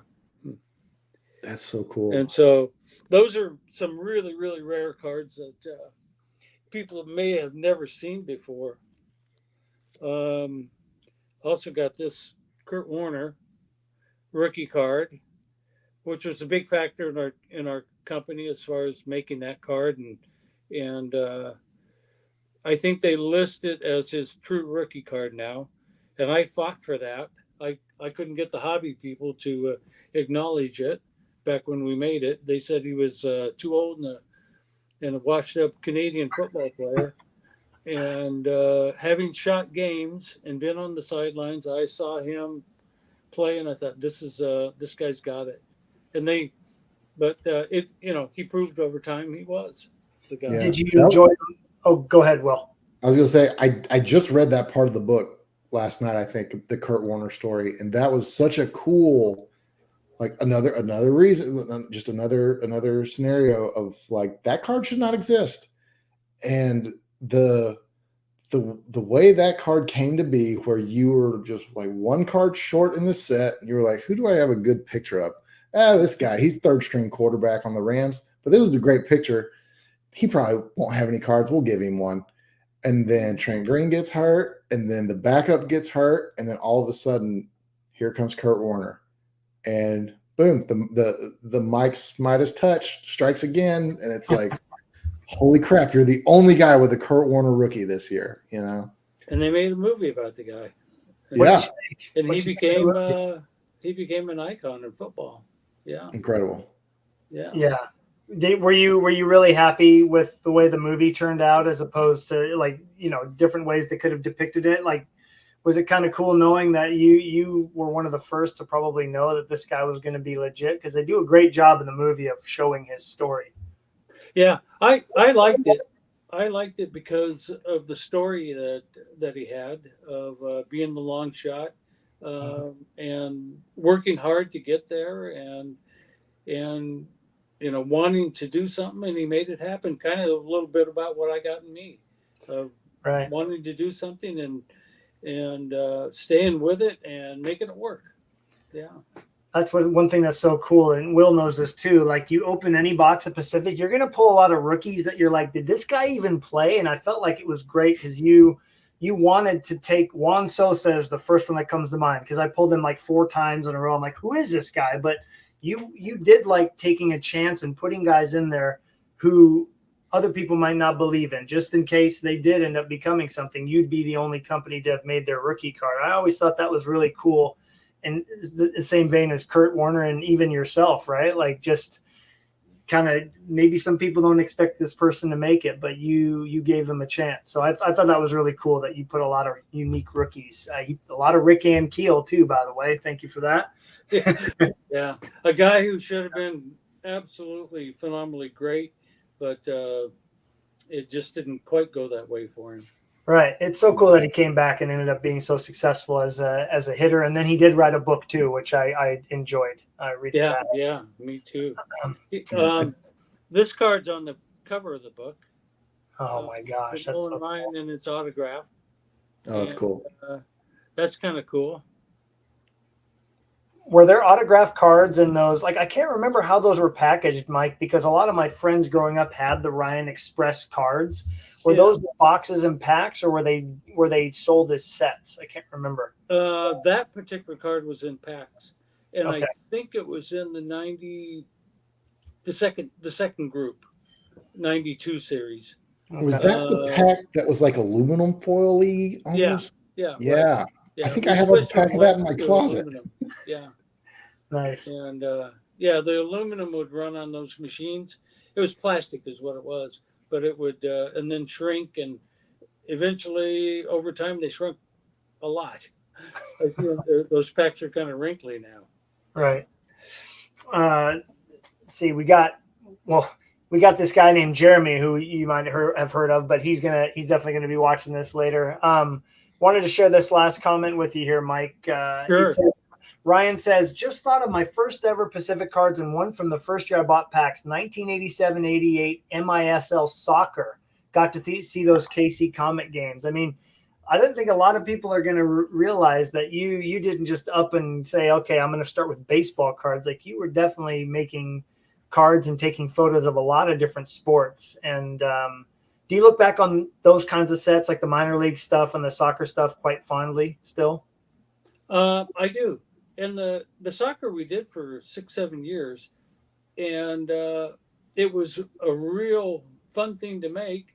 Uh, the soccer fans were real rabid fans, and the teams all carried them, and local stores in the team's area carried them, and the minor league cards taught me to how to make cards, and I use those and look back on those as that was my education on how to actually produce cards and get them printed, and how to lay out a set of cards so you can get printed. And I learned a lot from all that. Awesome. Well, I thought it'd be fun the last 20 minutes or so before we do the giveaway. Again, if those of you who have those links there, you might want to wait till we do a giveaway before you go and purchase your own copy. But let's talk a little bit about a lot of people who I've asked, like, hey, do you have a question for Mike? A lot of people have asked, what does Mike think about now, like where the market's at now? And Will, I'm sure you've thought about this too, right? Like, if we were to plot Mike into the card market now, like how would it go as compared to back then? But Mike, my first question for you is, when you look at the current state of the hobby right now, at least looking at the four major sports, what is the first thing is there anything that shocks you or surprises you about how it is now compared to back in the 90s and early 2000s? Um, the fact that collectors only have one company making baseball cards eliminates the factor of the competition of companies um, competing against each other to win the collector's um, collecting ability. And I think if you only have one company, maybe you don't have to try as hard, and because nobody else is going to compete against you, and so the collectors themselves are going to end up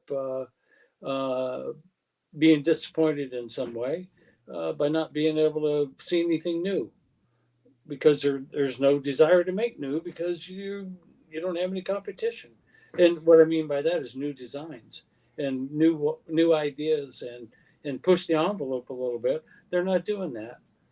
Um, I don't like the fact that one company may control baseball, all the baseball and the football and the hockey, not the hockey, but the basketball under one company. What happens if something doesn't work for that company? Um, I look back and remember a company called Starter, who had all the licensing for shirts and hats and jackets, and they went away, and then they had to find a new company to make all that stuff. In trading cards, finding a new company to do things is not that easy. I'm not saying this company making these is going to go away, but everything in one basket is a risky thing. There'll always be somebody to make cards though. Somebody else will take over if that happens. But the fact that it's all under one roof is like, wow, I'm mind boggled. I'm surprised some monopoly judge hasn't been tossed a case and have that come up before him.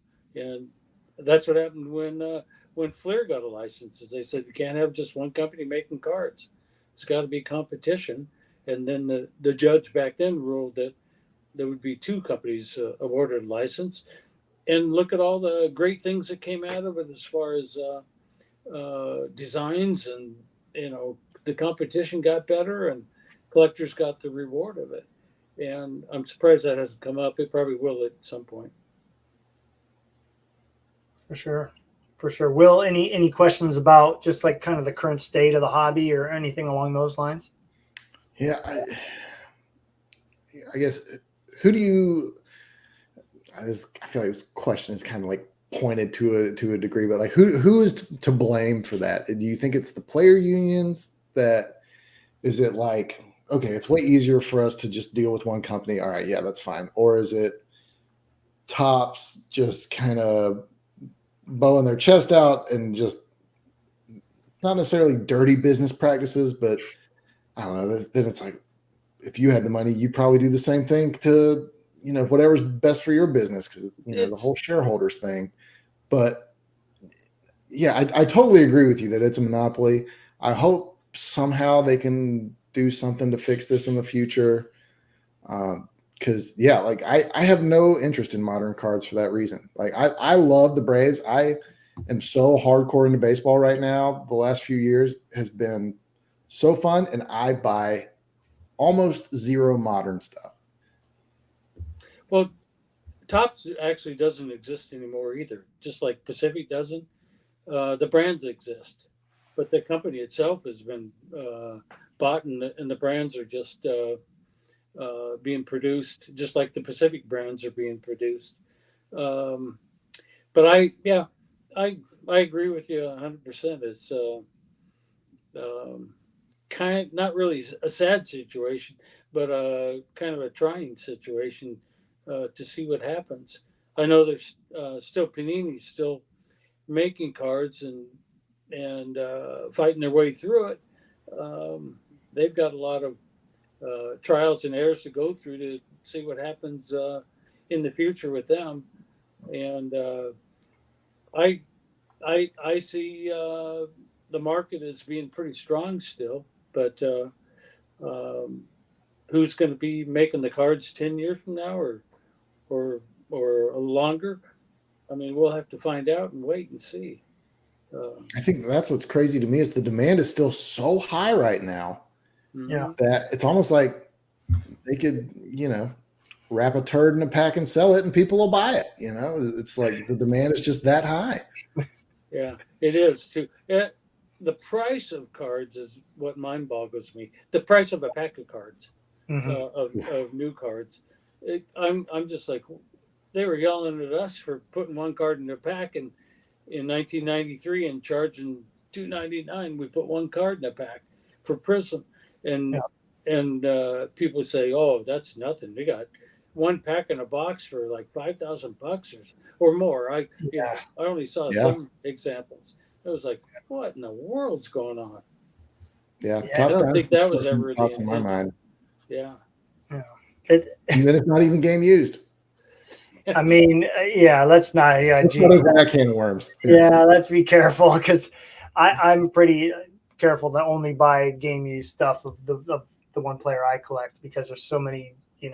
It's just a piece of tissue paper, like tissue paper from a Dick's Sporting Goods jersey. So yeah, we won't get into that. But Mike, I know you've taken some time to you collect a little bit with your son too. Obviously, you guys have done a good job of picking up some of your former cards and PSA 10s, like the Brady's and whatnot.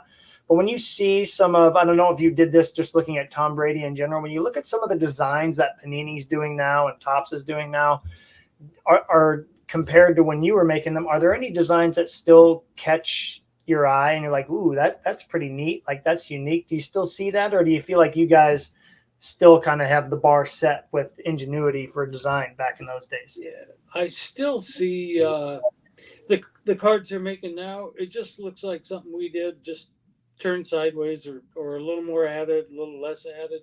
But it's the same basic looking cards that we did back then.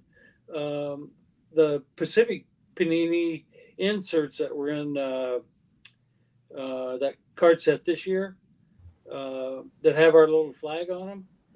Oh yeah, the Yeah, Pacifics, yeah. the 92s. Yeah, Okay.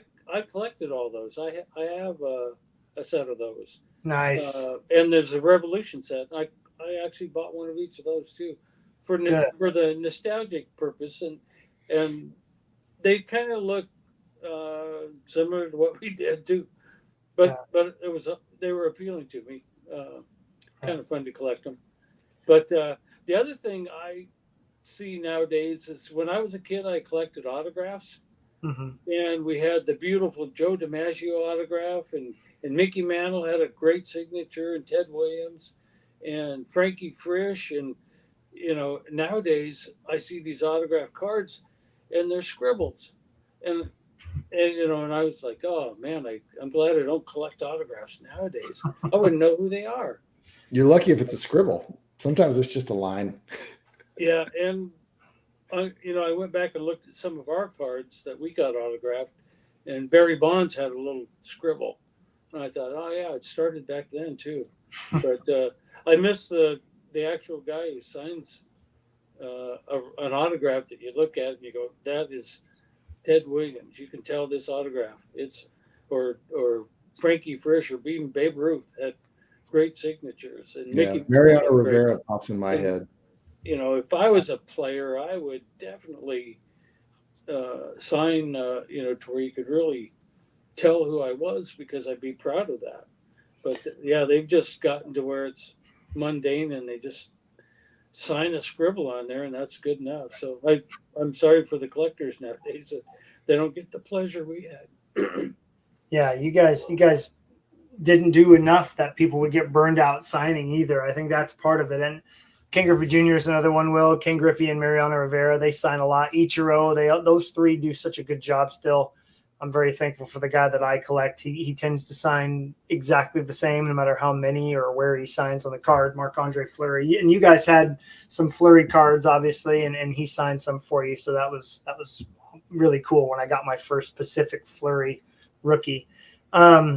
So if you were to change, and again, these are like, yeah, we're not going to be able to, but if you could change one thing about the hobby right now, Mike, let's say, again, we snapped our fingers and Pacific is back on the board, and you guys got a license to make football and baseball and hockey. What is something you would change about what's happening in the hobby right now? Gee. I know you got a book on your end table with ideas. Don't lie to me. Yeah, I'd have to come up with some new creative ideas that they're not finding, and I'm sure it can be done. They can go outside of what they're doing now, but it's easy to just look at what everybody has done, or what you did last year, and just do the same thing over and over. Just a different foil. All you got to do is come up with a new one. But to come up with something really unique and different, that pushes the envelope, I'd like to see that. And if I was making cards, the envelope would still be getting pushed. There are new ideas. They just aren't coming up with them because number one, they just work there. They don't own the place, and they don't have the same hands-on I did, and so they don't have to do that. I will say that I might be a little biased here, but Upper Deck, I think, is kind of still at the top as far as they'll bring something to the table that hasn't been done before. They are very lucky because they hired Jean Arena, who used to design for Fleer. She works for Upper Deck now, so she's able to bring some of those neat designs in. And that's really fun for me because there's nobody really out there. I want to say Panini Football does these case hits, and every now and then they'll come up with something that's like I could see Mike trying that design wise. You know, like they got this crazy foil, or like you turn it this direction and it's all shiny gold holofoil, but you turn it this direction and it's all like silver Dufex looking stuff. Like I feel like every now and then Panini will do something where I'm like, Mike would do that now, you know. But there's and I haven't seen every card design being made, right, but I'm sure there's something that's wowing people a little bit nowadays. right. There's definitely a few, like the kabooms and stuff like that are a bit overhyped. I mean, we you know, those are super popular. I'm sure you've heard of those. And then the downtowns, but there's definitely a few designs where I'm sure kind of look Pacific-esque, I could say, but there's no dial of stats with a metal pin in there that allows you to twist the stats. I don't think we're ever going to see that again. It would just cost too much money for companies to make. I agree. It probably does. Yes. Yeah, but those are still some of the most unique. And Ryan brings up a really good point. A lot of people are addicted to opening packs and wax, and no matter how bad the product is, we're all glad that we're not them. But I have to say that I'm glad there's people who do in a good way, because they get the cards out there that we're looking for. Because if it wasn't for them and group breakers, which that's got to blow your mind now, right? All these group breaking things where, you know, these groups buy cases of cards and then you buy spots for players in them. Really?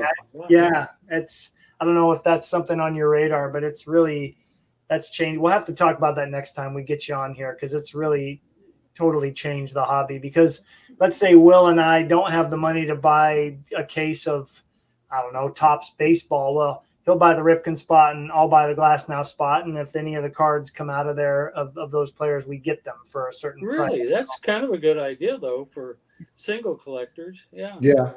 Yeah. If you can't afford the box yourself, you can at least, you know, it's still a gamble, because then if I buy the Ripken spot and there's no Ripken in the box, well, I'm out my money. Yeah. And I don't get anything in return.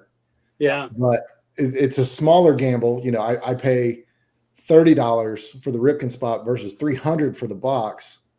Yeah. And so if I spend $300 on the box and don't hit a Ripken, that's going to hurt a lot more. Yeah. I missed $30. But then I think that gets people in trouble, because then it's $30 here, $20 here, $10 here. And then it's like that kind of snowballs. And then you have a gambling addiction. No I think that's what a lot of people have run into. It sounds kind of fun, though. Yeah. Oh, it totally can be. And there's people that have built brands as these breakers. They have like this whole community of people that tune into their YouTube videos, and it's like a big party.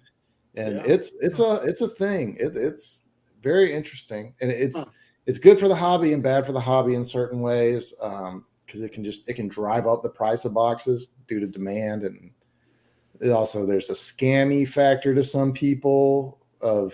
There's a lot of magicians that are like very good at sleight of hand, where you can see them come up to a hit in a pack and then it'll go off the screen, and then all of a sudden it's back. Oh, there's no hit in that pack. Oh, sorry. You got to watch it really good then. Yeah. I mean, I've seen guys like palm packs off the table before and stuff. There's been some crazy sleight of hand that these guys can pull off. You really got to Cooks out of 99. Do you remember that video? The Brandon Cooks out of 99. Somebody hit like a huge Tom Brady patch auto or something, and the guy like held the cards off the screen and he kept saying like Brandon Cooks out of 99. He said it like 8 times in a row, and while he was saying it, he was like stashing it away. That was way back when it first started. I think you're always going to have that when new things come around where people are going to be kind of scammy. But I will say we were at the National this year together, along with Jeremy and Will's brother Chris. And there were some Pacific cards still floating around. You had to dig for them in boxes, but I still saw them. And it's neat to still see some of those cards around. And, still the 90s stuff is still not that prominent, but I did see a Shadow series. I thought that was cool. I don't know if I told Will about this, but I remember seeing one. I was like, no way. Like they still have them here. Like, so yeah. It's neat to, I think the coolest story, I don't know if we told you this one, but there was a wild vinyl of a Ripken. I know Will's just like, why couldn't that have been me? Some guy found it. It was like I think 2010, 12, somewhere in there. He was just digging through a box at a card show, dollar bin, wild vinyl out of 10. No, that was Dan in like 2 years ago. Dan Temez, like in 2021 in Chicago. Again? So that's 2 now. Oh my gosh. He found it in a dollar box in Chicago. Guy had no idea what it was. Dude, you got to know what you're looking for. Yeah. Well, and you guys did that too. Like you guys did some sneaky cards that if you don't know what you're looking for, you're not going to know that this card is, 1 out of 721 packs. Like you have to know. And I do have to say, Mike, before we do this giveaway, that my favorite story, and I can't wait to read it in the book, is still the way you told us on our very first interview with you, when everybody's like, Mike, you can't do 16 parallels in Prism. Nobody's going to be able to collect them because eBay wasn't really, it was going, but it wasn't big yet. And you said, well, too bad. We're going to do it anyway. And I just, nobody only knew. Yeah. Yeah. But that started it all. That literally is what is card collecting nowadays for the most part. There's 20 parallels. I think Prisms has 35 or something like that. And it's just, it's wild. Unbelievable. It's a good time to be in the foil business. Some people say I'm to blame for that, by the way. But you either like it or you don't like it. And if you like to collect, you go for them. Yeah. Right. Yeah, and it's definitely been a fun chase for a lot of people. I know John Shu, who was in here, he loves trying to complete that. I think that Patrick Frank Thomas collector, he had the whole run, which was, I think that's the one I sent to Mike as far as a reference. He had created a whole reference for all of them. But thanks for getting that going, Mike. That's still my favorite story. Like, yeah, too bad, we're gonna do it anyway. It's like, why can't we have a card company like that? Oh, that would be so great. All right, so we're going to do a giveaway now. We're going to keep it really simple. I have the giveaway wheel in the background. So if you are watching, listening from wherever, you might want to grab your phone or on your computer, just type #Cramer in the comments. Real simple. And yes, you will get graded for spelling. It is a school teacher asking you to type it. So just do #Cramer. I will give you an example in the chat, just like that. Am I eligible? Yeah, right. Give yourself a book. So we'll give it 4 minutes here. We'll just let them roll in. So just type #Cramer if you want to be entered in a giveaway for a signed copy of Mike's book. Really happy to be able to do this for everybody. And oh, good, we got some people in here. And so, Mike, and just kind of some closing thoughts here. What is something like one last thought that you would like everybody that's about to read your book to know going into it? Anything else you'd like to add? Well, it's my life story basically, and I hope when you read it, you'll see why it was so much fun for me to be in the card business, making cards when I did, and how it evolved into Pacific Trading Cards from me being a collector when I was a kid. I know I'm the only guy that ever was a collector and a dealer, and evolved through all the stages of basically the hobby into a manufacturer and the owner of the company. And so the story's unique and different, and that's why it got published. And I hope people that read it enjoy it.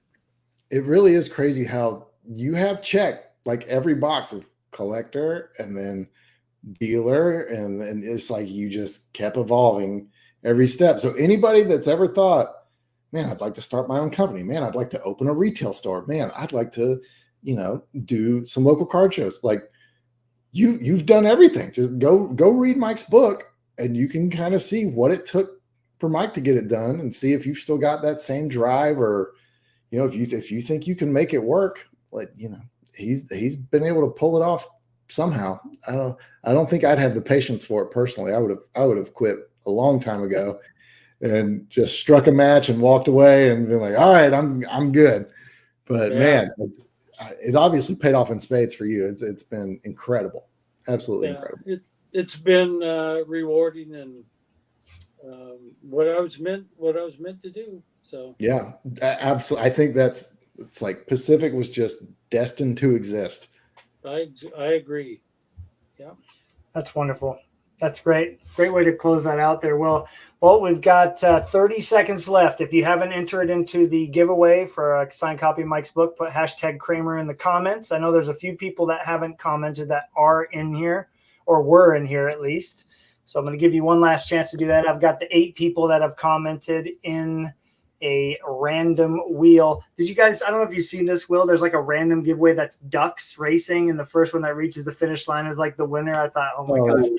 It takes like a minute, so I'm like, I don't know if we have that much time, but I thought that was really cool. And I know there's a really cool giveaway tool on here too, but unfortunately we are not VIP, so we don't have access to that yet. So well, Mike, before I do this giveaway, I want to say too, it's obviously awesome to have you back on here. We love seeing the passion that you still have for everything that you did, and it kind of, it's so fun for me to hear some of these stories again, but also hear or read a bunch of stories that I didn't even know about. Like I thought I knew all these great, cool facts, and I was telling Will and all the guys about it. And then to hear more about those, and then all these other stories that, like the Griffey bar and all this other stuff, like it's really the book. I'm going to have trouble putting it down once I get the, because I know I'm going to read through it again when I get my physical copy.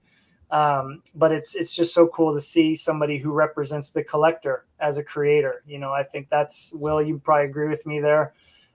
Mike, I think, embodies what a lot of us would try to do if we had our own card companies, us passionate collectors, as opposed to looking at it as a business only, thinking about the collector first and then thinking about it as a business. You know, I think that's what I hope that many people look at your legacy as, Mike, because you sure did a lot of us collectors justice and a lot of the things that you did with your company. Yeah, I had a similar, when I got my hands on the book, I thought, okay, I really hope there's some stuff in here I didn't know. And I didn't know a single thing. Like every page was like, wow. I thought, okay, I've got a week to try and get this book in before we talk to Mike. I'm sure I can probably skim a decent amount of this. And it's like, I've had to read every page. It's so good. Good for you. And there's so much stuff. Like every page is blowing my mind with, like, I had no idea that's how this happened, or how this worked, or how this led to this. It's been great. Yeah. Well, sure appreciate that. You got an advanced publisher copy. Yeah. And, yeah. Yeah. You'll, I can't wait to get the book and put it in my hands. And Oh yeah, I'm going to this clear out some space in history here. I'm going to have it in there somewhere. Yeah. That's going to be great, Mike. And yeah, I'm excited for your family to read it too. You know, I know we didn't spend a ton of time talking about them. Obviously, your wife had a big part in everything that happened here, and putting up with it, I guess you could say. But hopefully, she's just as excited as you are about this book. Good. I'm happy. Well, Doug got an entry in at the last second, so I've got the 9 people in this random wheel. So I'm going to share my screen here. We're going to see who's going to get this lucky copy. For the 8 of you that do not win a copy, please go grab yourself one. I will post the links again in the chat, and we can take a look at that. So everybody should see it on the screen. Will, is it a bit bigger now? Yeah, looks Okay, good. perfect. All right, here we go. Let's see who's going to get it. Oh, that's cool. So, that would have been awesome, Tyler. All right, great. Al, I will reach out to you for your signed copy. This is awesome. Al's actually a retired teacher and a big hockey collector, so he's going to be very excited about that. So congratulations to Al, and thank you to everybody who entered. We really appreciate you not only entering, but of course staying and watching the show. I will drop 3 more links for everybody. Again, if you want to buy yourself a signed copy, you may buy them here. And while I'm doing this too, like Ray did, if you'd like to leave a nice comment for Mike as we close this up, please do so. I'll be happy to share it with him. Here is the Amazon link if you would like to get yourself a digital copy and read it today. And then here is the McFarland link, and they will mail yours out probably Monday. So first one comes from Ray. I collect Etro. Ray says, thank you again for your time, Mr. Cramer. It's great hearing from a pioneer in the hobby. Not many on that side of the hobby make themselves available to the collectors. 100%. Thank you. Awesome. And I think that goes back to Mike he's one of us. He's not just some suit that, went to business school and got a job at Tops, That's a great great thing to That's say. for sure. Al says, thank you very much. Yep, of course, Al, we will get that to you. And then Victor, I love it. Definitely going to buy the book. And unlike many of the other books on my shelf, I'm actually going to read this one. There you go, Mike. You've got collectors who probably don't read anything other than the back of the card or the eBay listing to actually read a book. So we owe you a lot of thanks for that, for sure. Yeah, a lot of these guys don't read past the title of the listing. Yeah, that's another discussion. Ryan says, thank you for the interview. It was fantastic. John says, thank you for the opportunity. I went ahead and hit that buy button on a signed copy. Wonderful, Awesome. John. Can't wait. And John will probably do an amazing write-up on his blog about that too. So I'm looking forward to reading that. Acoustic Motorcycle, grateful to hear directly from Mike. Excited to read the book soon. And Al says, really enjoyed listening to the show. Can't wait to start reading the book. Awesome. Yeah, even if you're not a reader, I'm telling you, if you just crack it and read that first paragraph, it'll turn into a black hole of time. It'll be like an hour later and you're 30 or 50 pages deep. You won't know where the time's gone. It's such an easy read and so well written. It's fantastic. Right. And one thing I didn't get the chance to say that I do believe is you can like feel Mike's passion for telling the story, and you can tell that you still really care about everything that you did and that you care about the hobby still. I mean, it's really apparent. And again, like Will said, you're one of us. You're a collector that got to live out his dream of making cards for all of us. And I still I sold some of my hockey cards, but I still have most of the Pacific because I just love looking through all those. There's just that nostalgic factor will never go away. And I can't wait to hear what it's like for younger collectors to come along and discover these down the road and hear what they have to say. And yeah, there's a lot of positive things coming from this book. And I hope some people read the book and go, you know what, I should go maybe learn about Pacific a little bit more. So yeah, that'll be really fun if that happens. And we'd love to have you back on here for a part 4 where maybe we can have pictures of specific cards and maybe dive into those and hear a little bit more about them. So we'd love to do that in the future with you. Sure. Yeah, I feel like we could do an episode of just Mike's photo collection. We could. I bet you're sitting on some really cool stuff. Binder laying down there full of photos, old photos, yeah, of hobby stuff, yeah. I think I'll come back whenever you like. Yeah. That'd be great, Mike. Thank you. Mike, do you have any other future appearances coming up that you are going to do where you're talking about the book or maybe in-person type stuff? I'm going to do a few book signings. Still working on dates. Getting local newspapers are going to come and interview next week about the book. Okay. I'm anxious to get one so I can actually then really talk about the book and have one in my hand. I'll have one in my hand next week. But yeah, the promoting of it and getting the word out is just now starting to happen. So I'll be busy for a while, I think. Good. But I appreciate your having me on. Thank you so much. And you guys were instrumental in me writing that book, and you can read your name. I gave you the credit for what you made me get myself organized and write a book. You were part of it. Thank you for the that. thought was there, so thank you. Yeah, I gotta say that was seeing my name in the print of the book was like, I made it. This is the peak of my it was like my real high mom moment. 1,000 years from now, somebody will read that book and go, "Who's Will Spence?" Yeah. Let me look this guy up. Yeah. Hopefully they'll find my old Google Photos account. Yeah. Yeah. Will, I have to admit, I'm gonna not throw Will under the bus, but Will, I said, well, what was the first thing you read? He goes, oh, I control F'd my name. Are you kidding me? I mean, of course I did.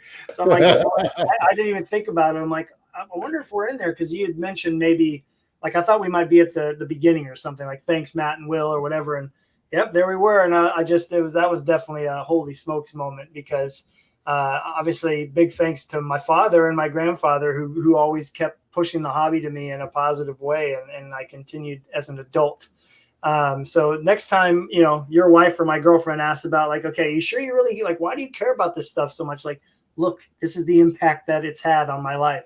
I'm in a book, Yeah. So yeah, it's wonderful. But hey, thanks again to everybody that came in here and watched. We really appreciate it. We hope you enjoyed getting the chance to hear from Mike again. Really look forward to having him back on, and we will get Al, we'll get your book out to you by the end of the night tonight. So yeah, thanks again. And everybody have a great night. Thanks again, Will. And thanks again, Mike. Appreciate you guys. Thank you. Good night, everyone.